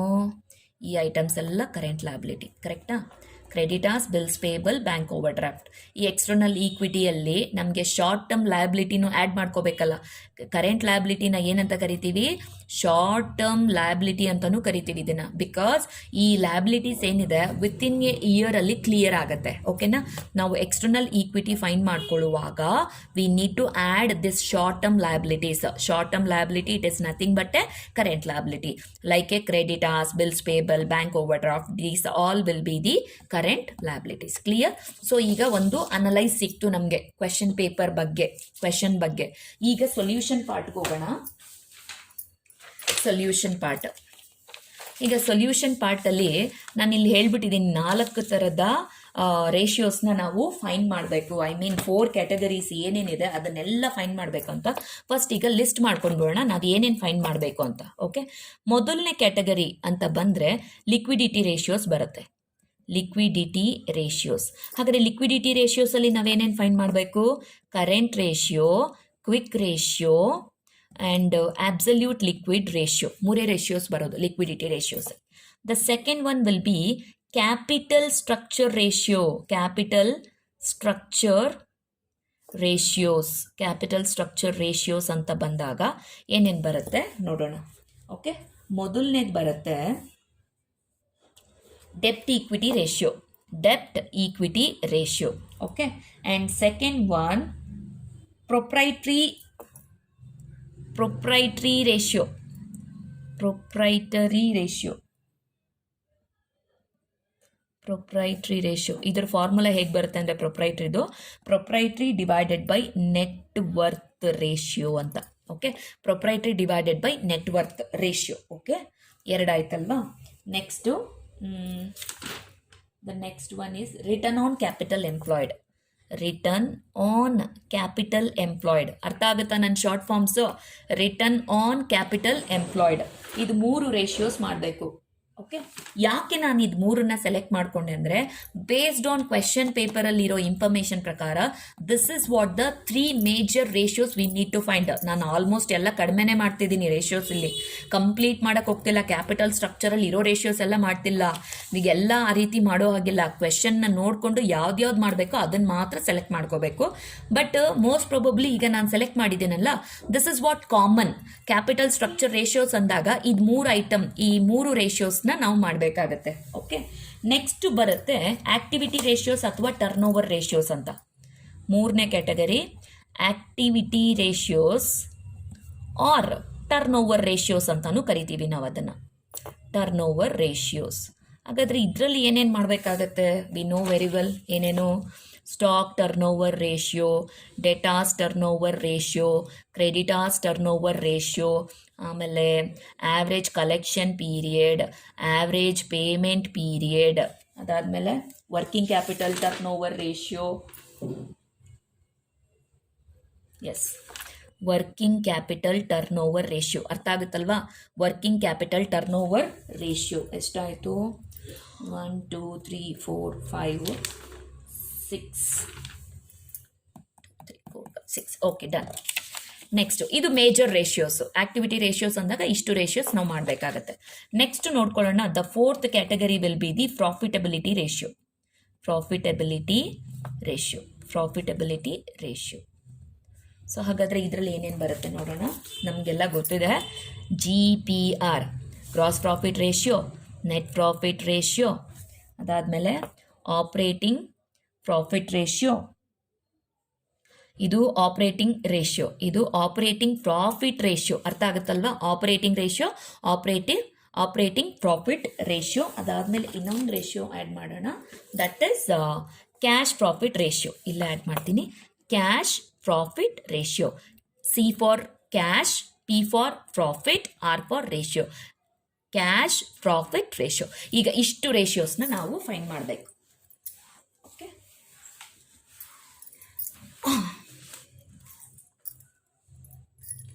ಮಾಡೋಣ. ಈಗ ಫಸ್ಟು ಯಾವ್ದು ಮಾಡಿಬಿಡೋಣ? Current ratio, quick ratio, absolute liquid ratio ಮಾಡೋಣ. ಕ್ವೆಶನ್ ಪೇಪರ್ ಇಲ್ಲೇ ಇದೆ. ನಮಗೆ ಬೇಕಾಗಿರೋ ಐಟಮ್ಸ್ ಎಲ್ಲ ಬ್ಯಾಲೆನ್ಸ್ ಶೀಟಲ್ಲಿ ಇಲ್ಲೇ ಇದೆ. Okay, so first one we are going to do current ratio. Current ratio formula current assets divided by current liability. Okay, current assets ಏನೇನು ಐಟಮ್ಸ್ ಇದೆ ಇಲ್ಲೇ ನೋಡ್ಕೊಳ್ಳಿ. ಆ್ಯಡ್ ಮಾಡ್ಕೊಂಡು ಬಿಡೋಣ. ಹಾಗೆ ಸ್ಟಾಕು 11,28,000 ಇದೆ, ಡೆಟಾಸು 8,64,000 ಇದೆ, ಬಿಲ್ಸ್ ರಿಸಿವಬಲ್ 1,20,000 ಇದೆ, ಕ್ಯಾಶು 84,000 ಇದೆ. ಈಗ ಈ 4 ಐಟಮ್ಸ್ನ ಆ್ಯಡ್ ಮಾಡಿಕೊಂಡ್ರೆ ಎಷ್ಟು ಬರುತ್ತೆ? While adding all 4 items, we will get the answer 21,96,000. ಇದಿಷ್ಟು ಆ್ಯಡ್ ಮಾಡಿಕೊಂಡ್ರೆ ಅರ್ಥ ಆಗ್ತಿದೆಯಾ? All current assets 21,96,000. Okay, all these 4 items, while adding all these 4 items, will get 21,96,000. ಇನ್ನು ಕರೆಂಟ್ ಲಯಬಿಲಿಟಿ ವಿಷಯಕ್ಕೆ ಬಂದಾಗ ಕ್ರೆಡಿಟಾ 7,20,000 ಇದೆ, ಬಿಲ್ಸ್ ಪೇಬಲ್ 1,60,000 ಇದೆ, ಬ್ಯಾಂಕ್ ಓವರ್ ಡ್ರಾಫ್ಟ್ 32,000 ಇದೆ. ಇದು 3 ನಾವು ಆ್ಯಡ್ ಮಾಡಿದ್ರೆ ನಮಗೆ ಬರೋ ಆನ್ಸರ್ 9,12,000. 9,12,000 ಬರುತ್ತೆ. All this 3 items while adding 9,12,000 ಬರುತ್ತೆ. So 21,96,000 divided by 9,12,000.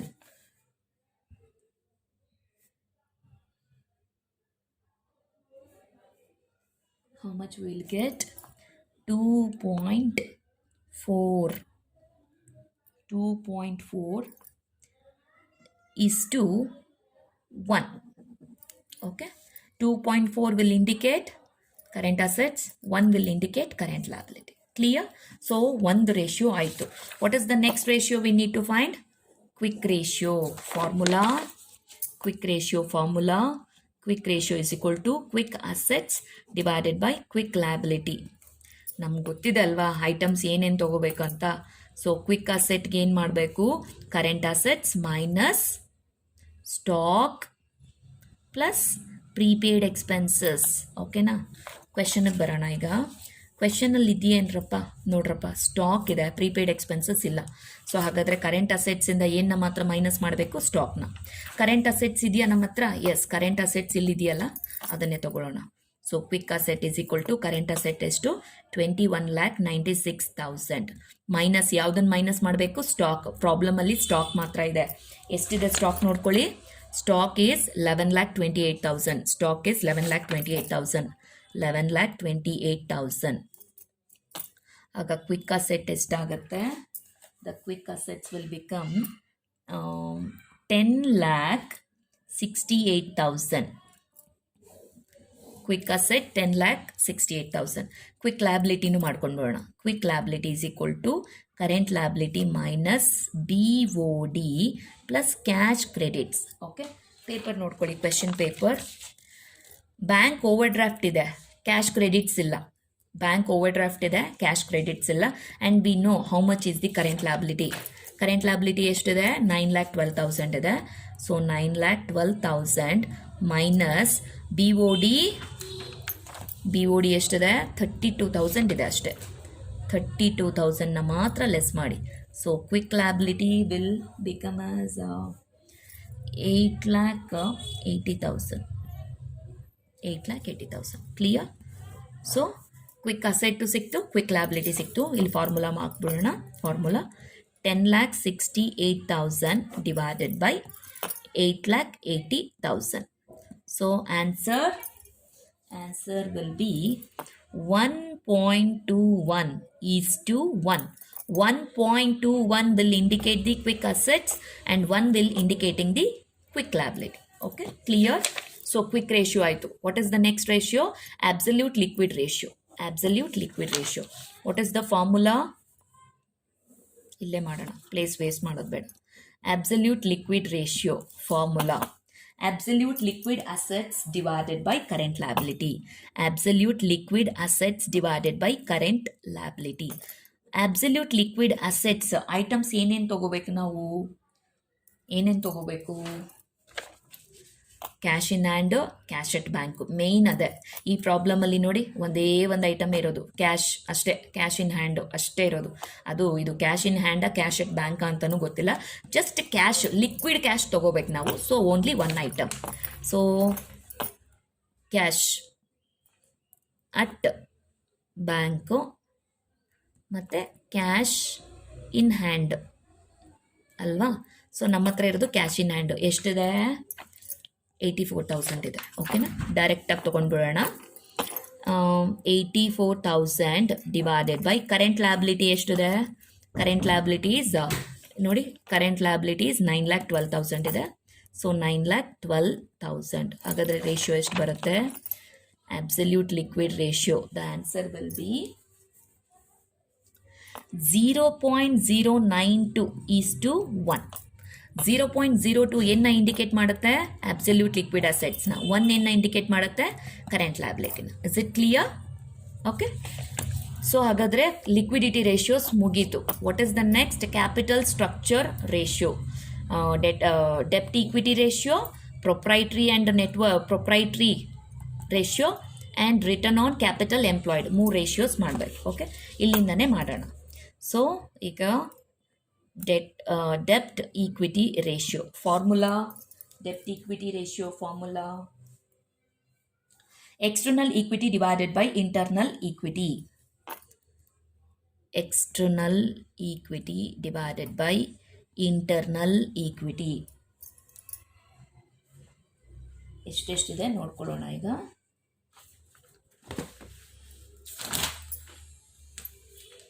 External equity ಅಂತ ಬಂದರೆ ಯಾವುದ್ಯಾವುದನ್ನು ತಗೋಬೇಕು?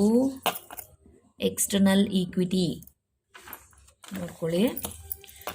ಎಕ್ಸ್ಟರ್ನಲ್ ಈಕ್ವಿಟಿ ಅಂತ ಬಂದಾಗ share capital, reserve fund, profit and loss account. ಪ್ರಾಬ್ಲಮಲ್ಲಿ ಏನು ಕೊಟ್ಟಿದ್ದಾರೆ ಆ ಐಟಮ್ಸ್ನ ನಾವಿಲ್ಲಿ ತಗೊಳ್ತೀವಿ.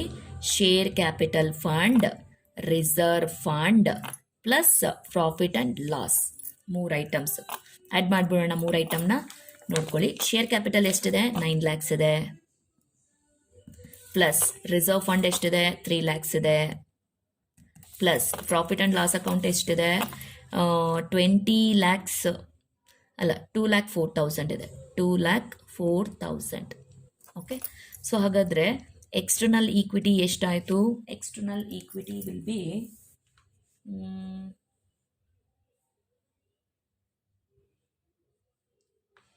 external equity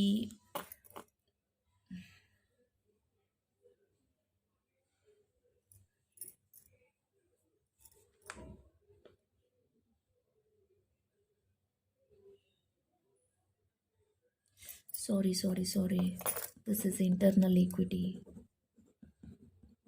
this is internal, external ಈಗ ಮಾಡೋಣ. This is internal equity, sorry, it's very lengthy problem, so ಹಾಗಾಗಿ ಮಿಸ್ಟೇಕ್ ಆಯಿತು. ಸೊ ಇಂಟರ್ನಲ್ ಈಕ್ವಿಟಿ ಅಂತ ಬಂದಾಗ share capital plus reserve fund plus profit and loss account ಇದೆಲ್ಲ ಆ್ಯಡ್ ಮಾಡಿದ್ರೆ ನಮಗೆ ಬರೋದು 14,04,000. 14,04,000. Okay, this is internal equity. External equity ಇಲ್ಲಿ ಮಾಡೋಣ ಈಗ ಏನೇನು ಬರುತ್ತೆ ಅಂತ. ಎಕ್ಸ್ಟರ್ನಲ್ ಈಕ್ವಿಟಿ ಅಂತ ಬಂದಾಗ ಡಿಬೆಂಚರ್, ಇಲ್ಲಿ ನೋಡ್ಕೊಳ್ಳಿ, ಡಿಬೆಂಚರ್ ಮತ್ತು ಶಾರ್ಟ್ ಟರ್ಮ್ ಲಯಬಿಲಿಟೀಸ್. ಡಿಬೆಂಚರ್ ಮತ್ತು short term liabilities. Short term liabilities it is nothing but a current liability. ಎಲ್ಲ ಐಟಮ್ಸ್ ತೊಗೋಬೇಕು. ಓಕೆನಾ? So debenture plus current liability ಅಂತ ತೊಗೊಂಡ್ಬಿಡ್ತೀನಿ ಎಲ್ಲ, ಆಲ್ ಐಟಮ್ಸ್. ಸಿಯರ್ debenture plus short term liabilities ಅಂದರೆ current liability. Short term liability means current liability.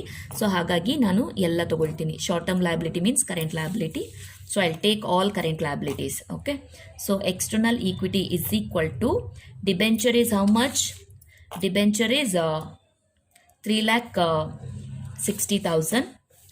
3,60,000 plus short term liabilities it is nothing but a current liability. Current liability ನಾವು already calculate ಮಾಡಿ ಇಟ್ಕೊಂಡಿರೋದ್ರಿಂದ ಕಾಣಿಸ್ತಿದೆ ಅಲ್ವಾ? ಕರೆಂಟ್ ಲಯಬಿಲಿಟಿ 9,12,000 ಇದೆ. ಅದನ್ನೇ ನಾನು ಆ್ಯಸ್ ಇಟ್ ಈಸ್ ತೊಗೊಂಡ್ಬಿಡ್ತೀನಿ. 9,12,000. ಸೊ ಹಾಗಾದರೆ ಎಕ್ಸ್ಟರ್ನಲ್ ಈಕ್ವಿಟಿ ಎಷ್ಟಾಗುತ್ತೆ?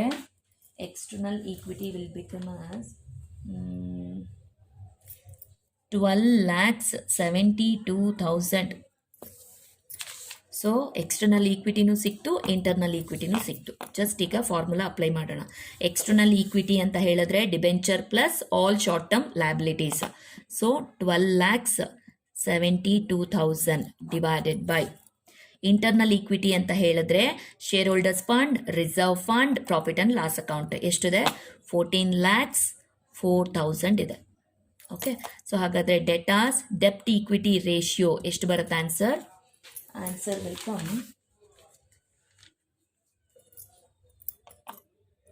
answer is 0.905:1. 0.905:1. This 0.905 will indicating the external equity and 1 will indicating the internal equity. Is it clear? Okay, so ಯಾವ ರೇಷಿಯೋ ಆಯಿತು? ಡೆಪ್ಟ್ ಈಕ್ವಿಟಿ ರೇಷಿಯೋ ಆಯಿತು. ನೆಕ್ಸ್ಟ್ ಇರೋದು proprietary to net worth ratio. Proprietary to net worth ratio. Okay, ಈಗ ಅದನ್ನು ಮಾಡೋಣ.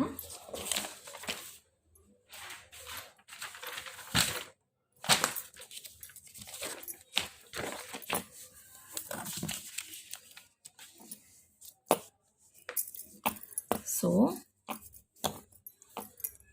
Proprietary to net worth ratio ಅರ್ಥ ಆಗುತ್ತಲ್ವಾ? Proprietary to net worth ratio formula ಏನಿದೆ? Proprietary to net worth ratio formula is net worth divided by total assets. Net worth divided by total assets. ಈಗ net ವರ್ತ್ಗೆ ಏನೇನು items ಬರುತ್ತೆ ನೋಡೋಣ.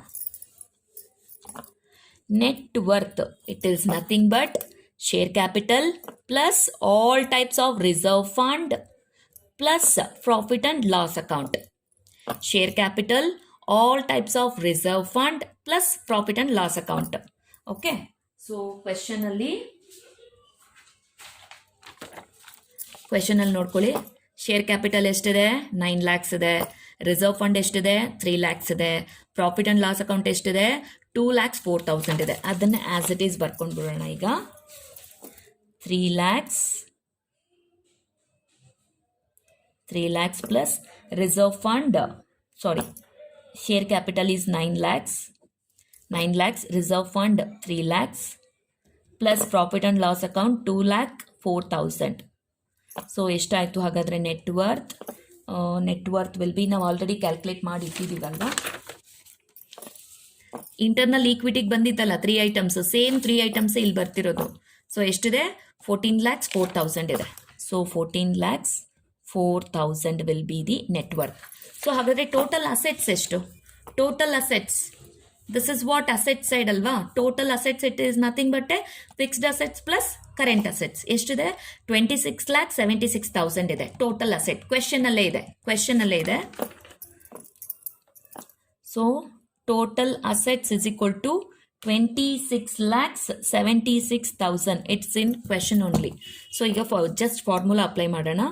14,04,000 divided by 26,76,000. 26,76,000. So ಹಾಗಾದರೆ ಎಷ್ಟಾಯಿತು? ಕ್ಯಾಲ್ಕುಲೇಷನ್ ಮಾಡಿದಾಗ answer will come 0.52 is to 1. 0.52 will indicate the net worth and 1 will indicating the total assets. Okay, this is what assumption. So ಇದು ಆಯಿತು. ನೆಕ್ಸ್ಟ್ ಏನು ಮಾಡಬೇಕಾದ್ರೆ ನಾವು ನೋಡ್ಕೊಳ್ಳಿ, ಡೆಪ್ಟ್ ಈಕ್ವಿಟಿ ರೇಷಿಯೋ ಆಯಿತು, ಪ್ರೊಪ್ರೈಟ್ರಿ ಟು ನೆಟ್ ವರ್ತ್ ರೇಷಿಯೋನು ಆಯಿತು. ನೆಕ್ಸ್ಟ್ ಇರೋದು ಯಾವುದು? Return on capital employed. Okay, return on capital employed formula, return on capital employed formula, operating profit divided by capital employed.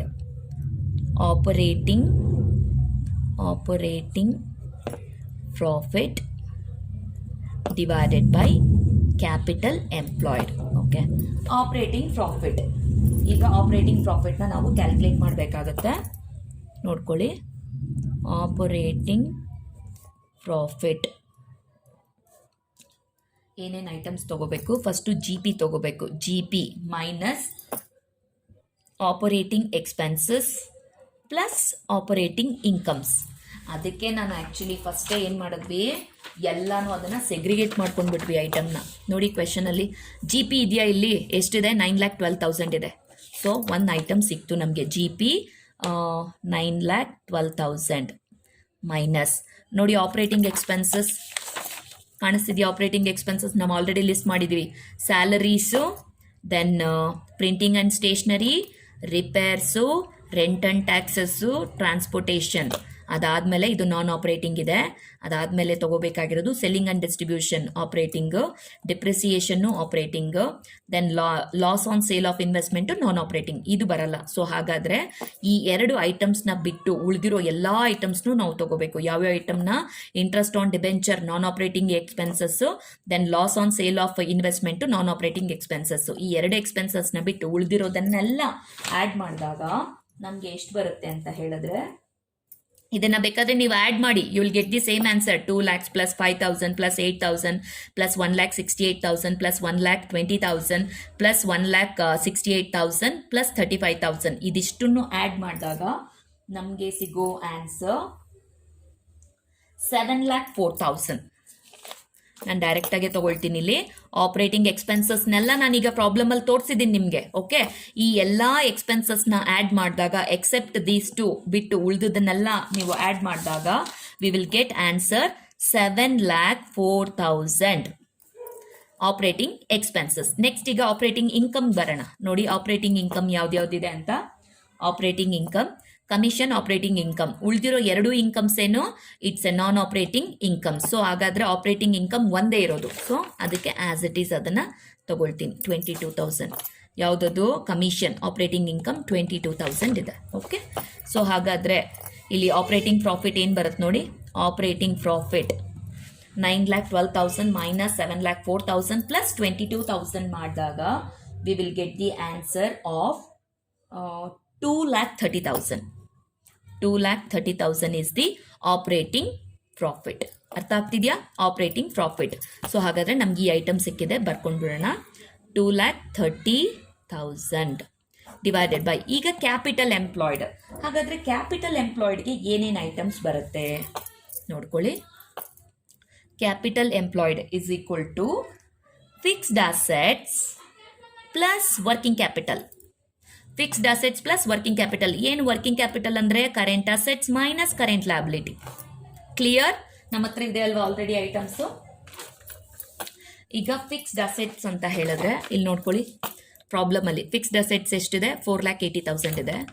4,80,000 plus ನಮ್ಗೇನು ಬೇಕು, ವರ್ಕಿಂಗ್ ಕ್ಯಾಪಿಟಲ್ ಬೇಕು. Working capital ಅಂದರೆ ಏನು ಮಾಡಬೇಕು, current assets minus current liability ಮಾಡೋಣ. Okay, so ನಾವು already ಮಾಡಿ ಇಟ್ಕೊಂಡಿದ್ದೀವಿ. ಇಲ್ಲಿ ನೋಡಿ ಕರೆಂಟ್ ಅಸೆಟ್ಸ್ ಆಗಲೇ ನಾವು ಫಾರ್ಮುಲಾ ಮಾಡಿದ್ವಲ್ಲ. ಕರೆಂಟ್ ಅಸೆಟ್ಸ್ ಎಷ್ಟಿದೆ, 21,96,000 ಇದೆ.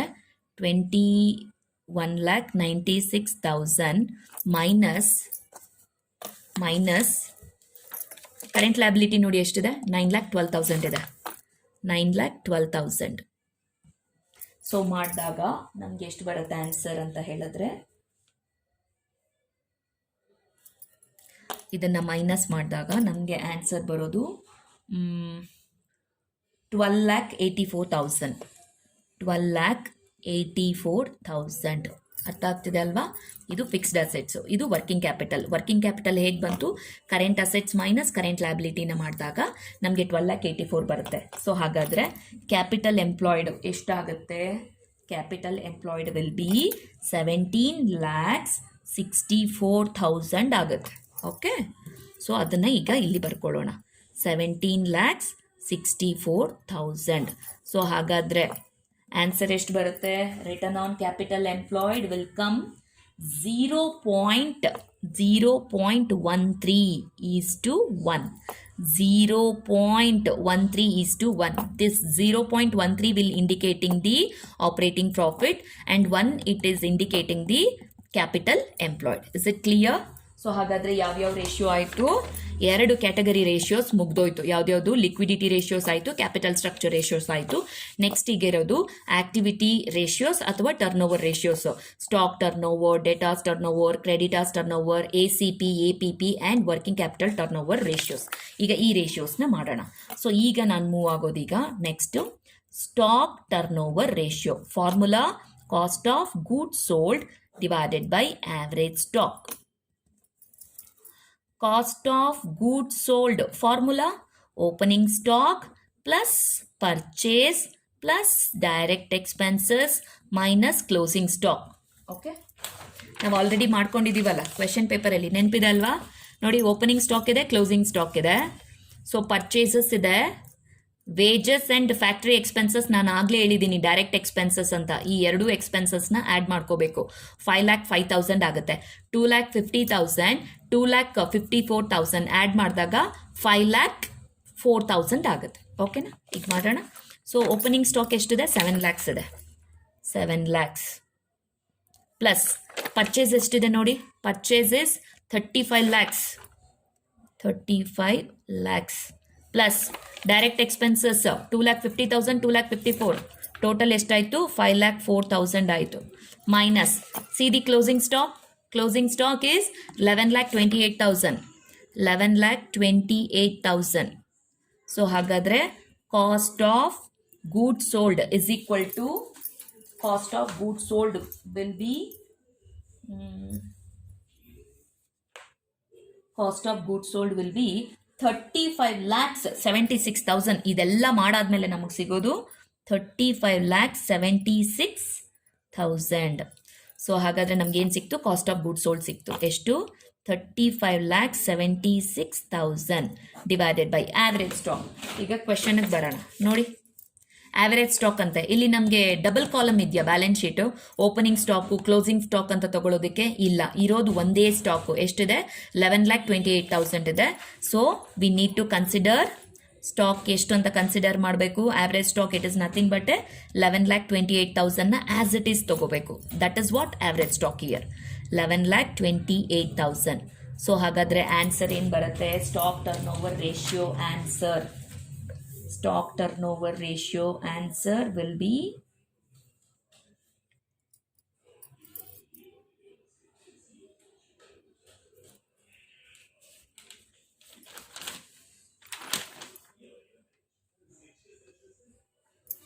ಸಾರಿ ಯಾಕೆ ಹೇಳಿ, ಈ ಪ್ರಾಬ್ಲಮಲ್ಲಿ ಓಪನಿಂಗ್ ಸ್ಟಾಕು ಮತ್ತು ಕ್ಲೋಸಿಂಗ್ ಸ್ಟಾಕ್ ಎರಡೂ ಇದೆಯಲ್ಲ ನೋಡಿ. ಸಿ ಇಯರ್ ಓಪನಿಂಗ್ ಸ್ಟಾಕು ಇದೆ, ಕ್ಲೋಸಿಂಗ್ ಸ್ಟಾಕು ಇದೆ. ಈ ಥರ ನಮಗೆ profit and loss account balance sheet ಎರಡೂ ಕೊಟ್ಟಾಗ ನಾವು ಇಲ್ಲಿಂದ ನೋಡಿ ಮಾಡಬೇಕಾಗತ್ತೆ. So opening stock plus closing stock divided by 2. Opening stock ಎಷ್ಟಿದೆ? ಓಪನಿಂಗ್ ಸ್ಟಾಕ್ 7 lakhs ಇದೆ, ಕ್ಲೋಸಿಂಗ್ ಸ್ಟಾಕ್ 11,28,000 ಇದೆ. So 7 lakhs plus 11,28,000 divided by 2 ಎಷ್ಟಾಯಿತು? ಹಾಗಾದರೆ ಆವ್ರೇಜ್ ಸ್ಟಾಕು ಆವ್ರೇಜ್ ಮಾಡಿದಾಗ ಫೈನಲ್ ಆನ್ಸರ್ ಬರುತ್ತೆ ನಮಗೆ 9,14,000 ಬರುತ್ತೆ. 9,14,000.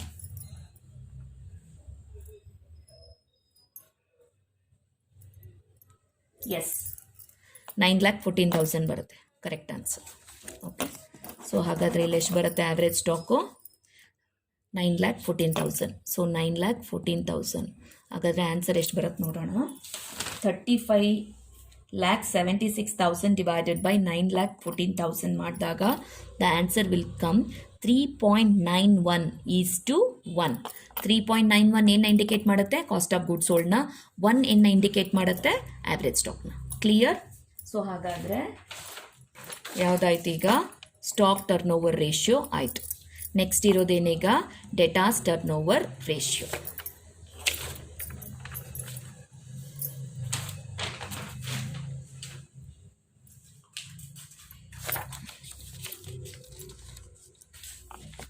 Okay, so debtors turn over ratio formula ಏನಿದೆ?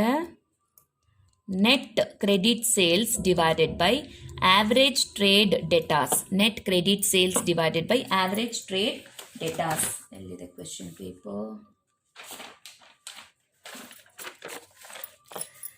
ಸೇಲ್ಸ್ ಕೊಟ್ಟಿದ್ದಾರೆ, ಕ್ರೆಡಿಟ್ ಸೇಲ್ ಇಲ್ಲ. ಸೊ ಹಾಗಾದರೆ ನಾವೇನಂತ ಕನ್ಸಿಡರ್ ಮಾಡಬೇಕು?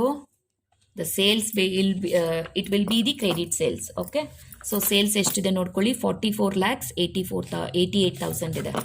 So 44,88,000 divided by average trade debtors. Average trade debtors ಇಲ್ಲಿಗೆ ಬರೋಣ ನೋಡಿ. Debtors bills receivable, balance sheet ಇರೋದು ಒಂದೇ. ಸೊ ಹಾಗಾದರೆ ಕೊಟ್ಟಿರೋ ಬ್ಯಾಲೆನ್ಸ್ ಏನು? Closing balance. ಸೊ ಹಾಗಾದರೆ ಎಷ್ಟಾಗುತ್ತೆ? ಇದೆರಡನ್ನೂ ಆ್ಯಡ್ ಮಾಡಿದ್ರೆ ಡೆಟಾರ್ಸ್ ಆ್ಯಂಡ್ ಬಿಲ್ಸ್ ರಿಸೀವೇಬಲ್. ಯಾಕಂದರೆ ಕ್ಲೋಸಿಂಗ್ಗೆ ತಗೋಬೇಕಲ್ವಾ, ಇಲ್ಲಿ ಇನ್ನೇನು ನಮ್ಗೆ ಬೇರೆ ಆಪ್ಷನ್ ಇಲ್ಲ ಆವ್ರೇಜ್ ಟ್ರೇಡ್ ಡೆಟಾರ್ಸ್ಗೆ. ಈಗ ಇದೆರಡನ್ನೂ ಆ್ಯಡ್ ಮಾಡಿದ್ರೆ ನಮಗೆ ಎಷ್ಟು ಬರುತ್ತೆ? ಇದೆರಡನ್ನೂ ಆ್ಯಡ್ ಮಾಡಿದಾಗ ನಮಗೆ 9,84,000 ಬರುತ್ತೆ. 9,84,000 ದಯವಿಟ್ಟು ನೀವು ಕ್ಯಾಲ್ಕುಲೇಟ್ ಮಾಡಿ ತಗೊಳ್ಳಿ. 8,64,000 ಡೆಟಾರ್ಸ್, ಬಿಲ್ಸ್ ರಿಸೀವಬಲ್ 1,20,000 ಇದೆ. ಇದೆರಡನ್ನೂ ಆ್ಯಡ್ ಮಾಡಿದಾಗ 9,84,000 ಆಗುತ್ತೆ. ಕ್ಲಿಯರ್? ಇದೆರಡನ್ನೂ ಆ್ಯಡ್ ಮಾಡಿ ಆಗ 9,84,000 ಆಗುತ್ತೆ. ಸೊ ಹಾಗಾದರೆ ಆನ್ಸರ್ ಏನು ಬರುತ್ತೆ? Debtors turn over ratio 4.56:1. Okay, answer simple. Next ಮಾಡೋಣ creditors turn over ratio. Creditors turn over ratio because ಅದೇ ಅಲ್ವಾ ಇರೋದು. ನೆಕ್ಸ್ಟು ನೋಡಿ, ಇಲ್ಲಿ ಡೆಟಾಸ್ ಆಯಿತು, ನೆಕ್ಸ್ಟ್ ಇರೋದೇನು? ಕ್ರೆಡಿಟಾಸ್ ಟರ್ನ್ ಓವರ್ ರೇಷಿಯೋ ಈಗ ಮಾಡ್ತಾ ಇದ್ದೀವಿ. Net credit purchase divided by average trade creditors. Net credit purchase ಕೊಟ್ಟಿದ್ದಾನೆ, net credit as it is ಪರ್ಚೇಸ್ನೇ ನಾವಿಲ್ಲಿ ನೆಟ್ ಕ್ರೆಡಿಟ್ ಪರ್ಚೇಸ್ ಅಂತ ಮಾಡ್ತೀವಿ. ಓಕೆನಾ?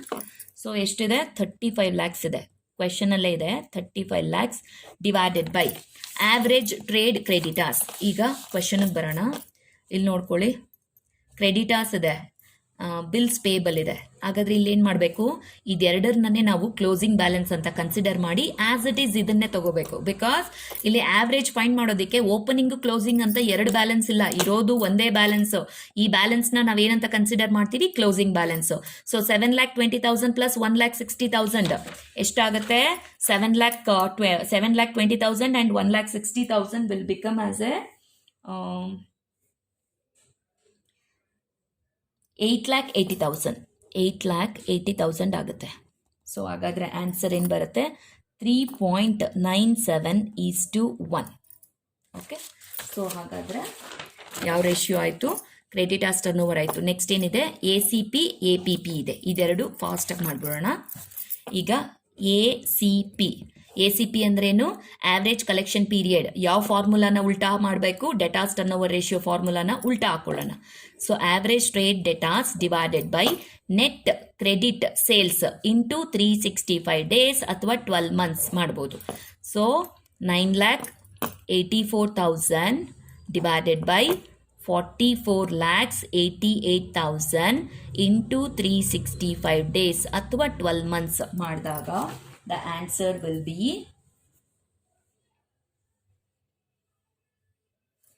ಎಷ್ಟು ಬರುತ್ತೆ ಅಂದರೆ 80.04 ಬರುತ್ತೆ. 80.04 ಡೇಸ್ಗೆ ಮಾಡಿದಾಗ. ಓಕೆನಾ? 80.4 ಅಂತ ಹೇಳಿದ್ರೆ 80 days. 0.4 1 day ಆಗೋದಿಲ್ಲ ಅಲ್ವಾ? 80 days. ಓಕೆ, ನೆಕ್ಸ್ಟ್ ಮಾಡೋಣ. ಆವ್ರೇಜ್ ಕಲೆಕ್ಷನ್ ಪೀರಿಯಡ್ ಆಯ್ತಲ್ವಾ? ಈಗ average payment period formula same. ಏನು? ಕ್ರೆಡಿಟಾರ್ಸ್ ಟರ್ನ್ ಓವರ್ ರೇಷಿಯೋದಲ್ಲಿ ಇರೋ ಐಟಮ್ಸ್ನ ಜಸ್ಟ್ ಉಲ್ಟಾ ಮಾಡಬೇಕು. Average trade creditors divided by net credit purchase into 365 days or 12 months. Average trade creditors ಅಂತ ಹೇಳಿದ್ರೆ 8,80,000 divided by 35 lakhs net credit purchase into 365 days or 12 months ಮಾಡಿದಾಗ ನಮಗೆ ಆನ್ಸರ್ ಬರುತ್ತೆ 91.93 days. ನಾನಿಲ್ಲಿ ಡೇಸ್ನ ಕನ್ಸಿಡರ್ ಮಾಡ್ತಿದ್ದೀನಿ. ಮಂತ್ಸಲ್ಲಿ ಬೇಕಾದರೂ ನೀವು ಮಾಡಿ, we will get the same answer. ಆದರೆ ಅದು ಮಂತ್ಸಲ್ಲಿ ಬರುತ್ತೆ, ನಾನು ಡೇಸಲ್ಲಿ ತೋರಿಸ್ತಿದ್ದೀನಿ. ಸೊ ಈಗ 91.93 days ಅಂತ ಹೇಳಿದ್ರೆ 91.93 ಅಂತ ಹೇಳಿದ್ರೆ ಇದು ಆ್ಯಕ್ಚುಲಿ 92 days. ಈಗ 0.93 ಇದೆ, ಇದನ್ನು ನಾವು ರೌಂಡ್ ಆಫ್ ಮಾಡಿದ್ರೆ 1 day ಆಗುತ್ತೆ. ಸೊ 92 days ಆನ್ಸರ್ ಬರುತ್ತೆ. ಓಕೆ, ಸೊ ಯಾವ್ದಾಯಿತು? ACP ಆಯಿತು, APP ಆಯಿತು. ನೆಕ್ಸ್ಟ್ ಈಗ ಇರೋದು working capital turn over ratio. Okay, working capital turn over ratio. Working capital turn over ratio formula is net sales divided by working capital. Net sales divided by working capital. ಎಷ್ಟಿದೆ net sales ಪ್ರಾಬ್ಲಮಲ್ಲಿ ನೋಡಿ? 44,88,000. That is what net sales. 44,88,000 divided by working capital. ಹೇಗೆ find ಮಾಡಬೇಕು working ಕ್ಯಾಪಿಟಲ್ನ? Current assets minus current liability. That is what working capital ಅಲ್ವಾ? So ಹಾಗಾದ್ರೆ ನಾವು already ಮಾಡಿ ಇಟ್ಕೊಂಡಿದ್ದೀವಿ ಅಂತ ಅನಿಸುತ್ತೆ.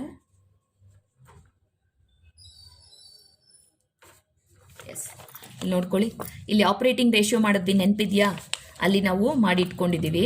ಇಲ್ಲಿ ನೋಡಿ, ಕ್ಯಾಪಿಟಲ್ ಎಂಪ್ಲಾಯ್ಡ್ಗೆ fixed assets plus working capital ಆಗಿ ಮಾಡಿದ್ವಲ್ಲ, ಎಷ್ಟು ಬಂದಿತ್ತು ನಮಗೆ ಡಿಫ್ರೆನ್ಸ್ ನೋಡಿ. ಇಲ್ಲಿ current assets minus current liability 12,84,000 ಬಂದಿತ್ತು ವರ್ಕಿಂಗ್ ಕ್ಯಾಪಿಟಲ್. ಅದನ್ನು ಆಸ್ ಇಟ್ ಈಸ್ ಈಗ ನಾನು ಕಾಪಿ ಮಾಡ್ತಾ ಇದ್ದೀನಿ. Current assets minus current liability 12,84,000. So 12,84,000. So ಹಾಗಾದರೆ ಆನ್ಸರ್ ಎಷ್ಟು ಬರುತ್ತೆ?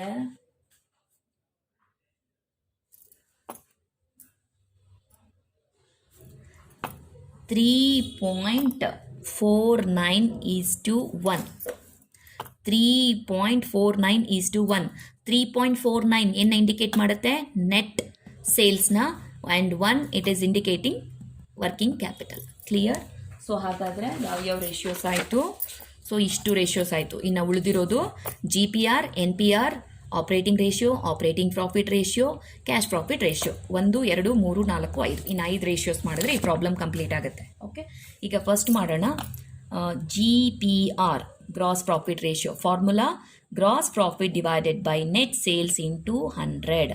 ಗ್ರಾಸ್ ಪ್ರಾಫಿಟ್ ಎಷ್ಟು ನೋಡ್ಕೊಳ್ಳಿ. ಗ್ರಾಸ್ ಪ್ರಾಫಿಟ್ ಎಷ್ಟು? 9,12,000. Net sales 44,88,000. Okay, 9,12,000. So 9,12,000 divided by 44,88,000 into 100 ಮಾಡಿದಾಗ the answer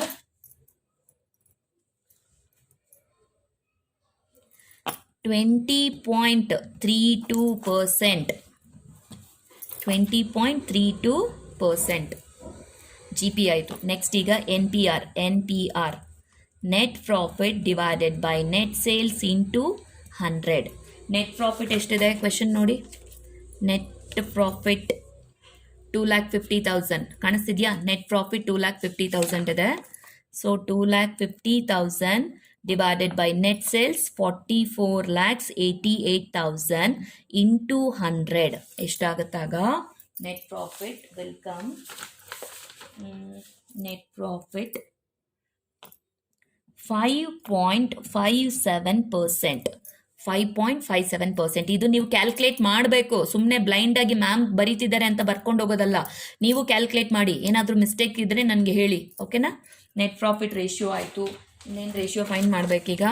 ಗ್ರಾಸ್ ಪ್ರಾಫಿಟ್ ಆಯಿತು, ನೆಟ್ ಪ್ರಾಫಿಟ್ ಆಯಿತು. ಈಗ operating ratio. Okay, operating ratio ಬರೋಣ. Operating ratio formula operating cost divided by net sales into 100. ಹಾಗಾದರೆ operating ಕಾಸ್ಟ್ಗೆ ಏನೆಲ್ಲ items ಬರುತ್ತೆ ಅಂತ. ಆಪ್ರೇಟಿಂಗ್ ಕಾಸ್ಟ್ ನೋಡಿ. ಆಪ್ರೇಟಿಂಗ್ ಕಾಸ್ಟ್ಗೆ ಏನೆಲ್ಲ ಬರುತ್ತೆ ಅಂತ ಹೇಳಿದ್ರೆ cost of goods sold plus operating expenses. ಅರ್ಥ ಮಾಡ್ಕೊಳ್ಳಿ. ಆಪ್ರೇಟಿಂಗ್ ಕಾಸ್ಟ್ ಬೇಕು ಅಂತ ಹೇಳಿದ್ರೆ cost of goods sold plus operating expenses ಬೇಕು. ನಾವು already operating cost of goods sold find ಮಾಡಿ ಇಟ್ಕೊಂಡಿದ್ದೀವಿ ಅಲ್ವಾ? ನೋಡಿ ಇಲ್ಲಿ ಈ ಪೇಪರಲ್ಲಿ ಯಾವ್ದು ಗೊತ್ತಾಗ್ತಿದ್ಯಾ? ಆಪ್ರೇಟಿಂಗ್ ಪ್ರಾಫಿಟ್ ಬೇಕಾಗಿತ್ತಲ್ಲ ನಮಗೆ. ಯಾವುದಕ್ಕೆ? ರಿಟರ್ನ್ ಆನ್ ಕ್ಯಾಪಿಟಲ್ ಎಂಪ್ಲಾಯ್ಡ್ಗೆ. Operating profit divided by capital ಎಂಪ್ಲಾಯ್ಡ್ಗೆ. ಆ ಟೈಮಲ್ಲಿ ನಾವೇನು ಮಾಡಿದ್ದೀವಿ? ಕಾಸ್ಟ್ ಆಫ್ ಗೂಡ್ಸ್ ಸೋಲ್ಡ್ನನ್ನು ಫೈಂಡ್ ಮಾಡಬೇಕಿತ್ತು. ನಮಗೆ ಬೇಕಿತ್ತು, ಸ್ಟಾಕ್ ಟರ್ನ್ ಓವರ್ ರೇಷಿಯೋಗೆ ಕಾಸ್ಟ್ ಆಫ್ ಗೂಡ್ಸ್ ಸೋಲ್ಡ್ ಬೇಕಾಗಿತ್ತು. ಆವಾಗ ನಾವು ಕ್ಯಾಲ್ಕುಲೇಟ್ ಮಾಡಿ ಇಟ್ಕೊಂಡಿದ್ದೀವಿ. ಎಷ್ಟಿದೆ? 35,76,000 ಇದೆ. ಓಕೆ, ಅದನ್ನು ಇಲ್ಲಿ ತಗೊಳ್ತೀನಿ. 35,76,000 ಪ್ಲಸ್ ಆಪ್ರೇಟಿಂಗ್ ಎಕ್ಸ್ಪೆನ್ಸಸ್ನೂ ನಾವು ಕ್ಯಾಲ್ಕುಲೇಟ್ ಮಾಡಿ ಇಟ್ಕೊಂಡಿದ್ದೀವಿ. ಎಲ್ಲಿದೆ ಆಪ್ರೇಟಿಂಗ್ ಎಕ್ಸ್ಪೆನ್ಸಸ್?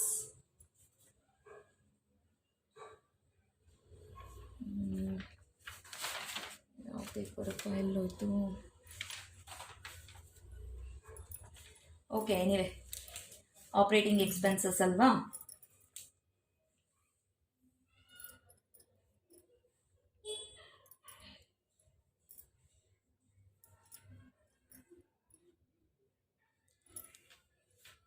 ಆಪ್ರೇಟಿಂಗ್ ಎಕ್ಸ್ಪೆನ್ಸಸ್ ನಾವೇ ಟೋಟಲ್ ಮಾಡಿ ಇಟ್ಕೊಂಡಿದ್ದೀವಲ್ವಾ, ಅದನ್ನೇ ಹಾಕೊಂಡ್ಬಿಡೋಣ. ಎಸ್, ಆಪ್ರೇಟಿಂಗ್ ಎಕ್ಸ್ಪೆನ್ಸಸ್ ನಾನು ಆಗಲೇ ಹೇಳಿದ್ದೀನಿ. ಇದನ್ನು ಆ್ಯಡ್ ಮಾಡಿದಾಗ ನಿಮಗೆ 7,04,000 ಬರುತ್ತೆ ಅಂತ ನೆನಪಿದೆ ಅಲ್ವಾ? ನೋಡ್ಕೊಳ್ಳಿ.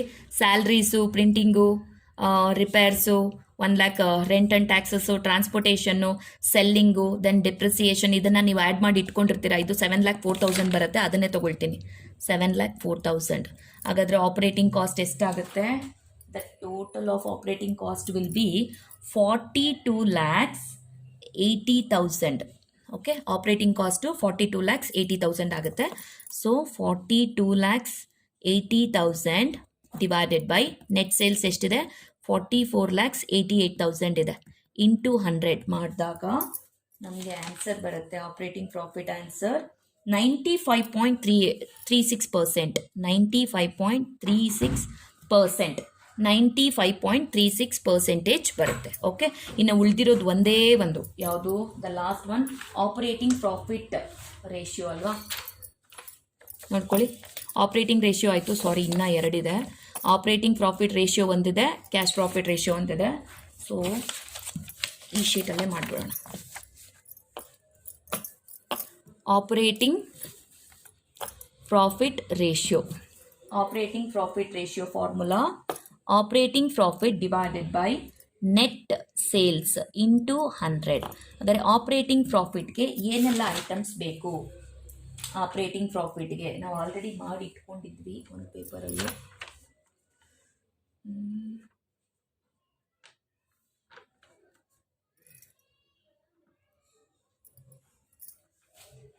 ಓಕೆ, ಆ ಪೇಪರ್ ಸಿಗ್ತಿಲ್ಲ, ಎಲ್ಲೋ ಮಿಸ್ ಆಗಿದೆ. ತುಂಬ ಪೇಪರ್ಸ್ ಯೂಸ್ ಮಾಡ್ತಿದ್ದೀನಿ, ಸೊ ಹಾಗಾಗಿ ಇಲ್ಲಿ ಇನ್ನೊಂದ್ಸಲ ಮಾಡಿಬಿಡ್ತೀನಿ. ನೋಡಿ, gross profit minus operating expenses plus operating incomes. Okay, ಇದು ಆಲ್ರೆಡಿ ಮಾಡಿದ್ದೀವಿ, ನಿಮ್ಮ ಹತ್ರ ಇರುತ್ತೆ. GP 9,12,000 ಇದೆ, ಆಲ್ರೆಡಿ ಇದೆ ನಮ್ಮ ಹತ್ರ. ಸೊ ಆಪರೇಟಿಂಗ್ ಎಕ್ಸ್ಪೆನ್ಸಸ್ 7,04,000 ಬರುತ್ತೆ, minus operating income plus operating income 22,000. ಹಾಗಾದರೆ ಆಪರೇಟಿಂಗ್ ಪ್ರಾಫಿಟ್ ಎಷ್ಟು ಬರುತ್ತೆ ನಮಗೆ? 2,30,000 ಬರುತ್ತೆ. ಕ್ಲಿಯರ್? ಅರ್ಥ ಆಯ್ತಲ್ವಾ? ಆಪರೇಟಿಂಗ್ ಪ್ರಾಫಿಟ್ ಎಷ್ಟು ಬರುತ್ತೆ? GP minus operating expenses minus operating income 9,12,000. ಇದು ಕ್ವೆಶನಲ್ಲೇ ಇದೆ. ಆಪರೇಟಿಂಗ್ ಎಕ್ಸ್ಪೆನ್ಸಸ್ನ ಆ್ಯಡ್ ಮಾಡಿದ್ರೆ ನಮ್ಗೆ ಇಷ್ಟು ಬರುತ್ತೆ. ಆಪರೇಟಿಂಗ್ ಇನ್ಕಮ್ ಕಮಿಷನ್ 22,000 ಇದೆ, ಮಾಡಿದಾಗ ನಮಗೆ 2,30,000 ನೆಟ್ ಬರುತ್ತೆ. ಓಕೆನಾ? So 2,30,000 divided by net sales ಎಷ್ಟು? 44,88,000 ಇಂಟು 100 ಮಾಡಿದಾಗ the answer will be answer is 5.12%. 5.12% ಯಾವುದಿದು? Operating profit ratio. ನೆಕ್ಸ್ಟ್ ಇರೋದು cash profit ratio. Cash profit ratio last formula. ಇದೊಂದು ಮಾಡಿದ್ರೆ ಮುಗಿಯುತ್ತೆ ನಮ್ದೀಗ. Cash profit divided by net sales into 100. Okay, cash profit divided by net sales into 100. ಈಗ cash profit ಎಲ್ಲಿದೆ ನೋಡೋಣ. ಕ್ವೆಶನಲ್ಲಿ cash ಪ್ರಾಫಿಟ್ಗೆ ಏನು ಮಾಡಬೇಕಂತ, ಕ್ಯಾಶ್ ಪ್ರಾಫಿಟ್ ಬೇಕು ಅಂತ ಹೇಳಿದ್ರೆ ಏನು ಮಾಡಬೇಕು? ನೆಟ್ ಪ್ರಾಫಿಟ್ಗೆ ನಾವು ಡಿಪ್ರಿಸಿಯೇಷನ್ನ ಆ್ಯಡ್ ಮಾಡಬೇಕು. ನೋಡಿ, NP ಪ್ಲಸ್ ಡಿಪ್ರಿಸಿಯೇಷನ್ನ ಆ್ಯಡ್ ಮಾಡಬೇಕು. NP ಕ್ವೆಶನಲ್ಲೇ ಇದೆ ನೋಡಿ. NP ಎಷ್ಟಿದೆ? 2,50,000 ಇದೆ. ಓಕೆ, 2,50,000 ಪ್ಲಸ್ ಡಿಪ್ರಿಸಿಯೇಷನ್ ಎಷ್ಟಿದೆ ನೋಡಿ. ಡಿಪ್ರಿಸಿಯೇಷನ್ ಎಲ್ಲಿದೆ? ಡಿಪ್ರಿಸಿಯೇಷನ್ 35,000 ಆ್ಯಡ್ ಮಾಡಿ, 35,000. ಸೊ ಹಾಗಾದರೆ ಎರಡು ಎಷ್ಟಾಯಿತು? 2,85,000 ಆಯಿತು. ಹೌದಾ?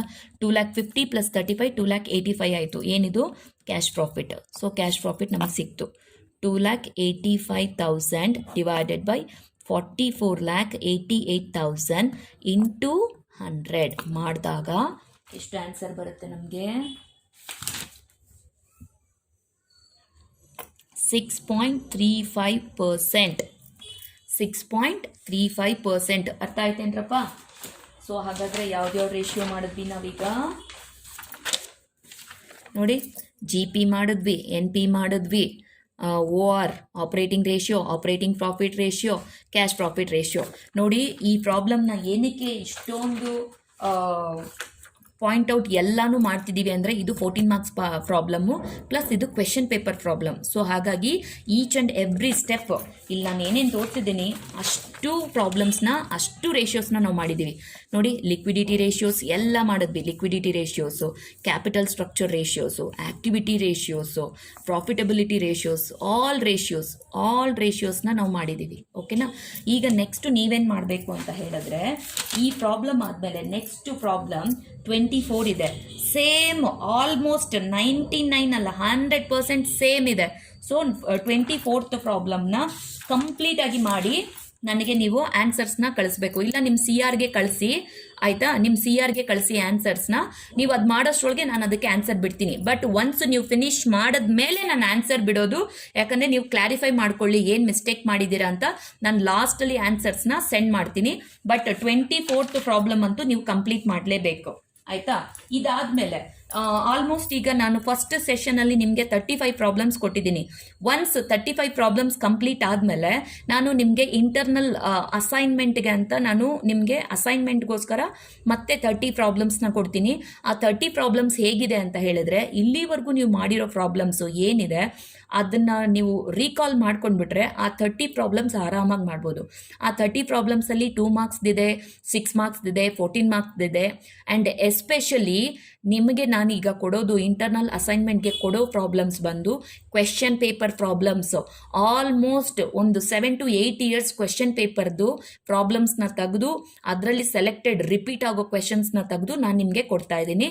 ಸೊ ಅದನ್ನು ನೀವು ಅಸೈನ್ಮೆಂಟ್ ಪರ್ಪಸ್ಗೆ ಬರಿಬೇಕಾಗತ್ತೆ. ಅಷ್ಟು ಬ್ಲೂ ಬುಕ್ಕಲ್ಲಿ ನೀವು ಅಷ್ಟು ಪ್ರಾಬ್ಲಮ್ಸ್ನ ಸಾರ್ಟ್ ಔಟ್ ಮಾಡಿಕೊಟ್ರೆ ನಿಮಗೆ ಮಾರ್ಕ್ಸ್ ಸಿಗುತ್ತೆ. ಓಕೆ, ಎನಿವೇ ನಿಮ್ಮ ಟಾಸ್ಕ್ ಏನು, ಈಗ ಇಷ್ಟು ವಿಡಿಯೋನು ಕಂಪ್ಲೀಟಾಗಿ ನೋಡಿ ಆ 24th ಪ್ರಾಬ್ಲಮ್ನ ಈಚ್ ಆ್ಯಂಡ್ ಎವ್ರಿ ಸ್ಟೆಪ್ ನೀಟಾಗಿ ಮಾಡಬೇಕು. ಪ್ರತಿಯೊಂದು ರೇಷಿಯೋಸ್ ಮಾಡಬೇಕು. ಸಿಮಿಲರ್ ಪ್ರಾಬ್ಲಮ್ 23rd ಪ್ರಾಬ್ಲಮ್ ಏನಿದೆ ಅದು ಸಿಮಿಲರ್ ಇದೆ. 24th ಪ್ರಾಬ್ಲಮ್ನ ಕಂಪ್ಲೀಟ್ ಮಾಡಬೇಕು. ನಾನು ಇಷ್ಟರಲ್ಲೇ ಆಲ್ಮೋಸ್ಟ್ ಈಗ 35 ಪ್ರಾಬ್ಲಮ್ಸ್ ಮುಗೀತಿದೆ ಅನ್ನೋವಾಗ ನಾನು ಆ ಕ್ವೆಶನ್ಸ್ನ ನಾನು ನಿಮಗೆ ಕೊಡ್ತೀನಿ. ಯಾವುದು ಇಂಟರ್ನಲ್ ಅಸೈನ್ಮೆಂಟ್ ಮಾರ್ಕ್ಸ್ ಕ್ವೆಶನ್ಸ್ನ ಕೊಡ್ತೀನಿ. ಅದನ್ನು ಬ್ಲೂ ಬುಕ್ಕಲ್ಲಿ ಬರಿಬೇಕಾಗುತ್ತೆ. Okay, anyway thank you.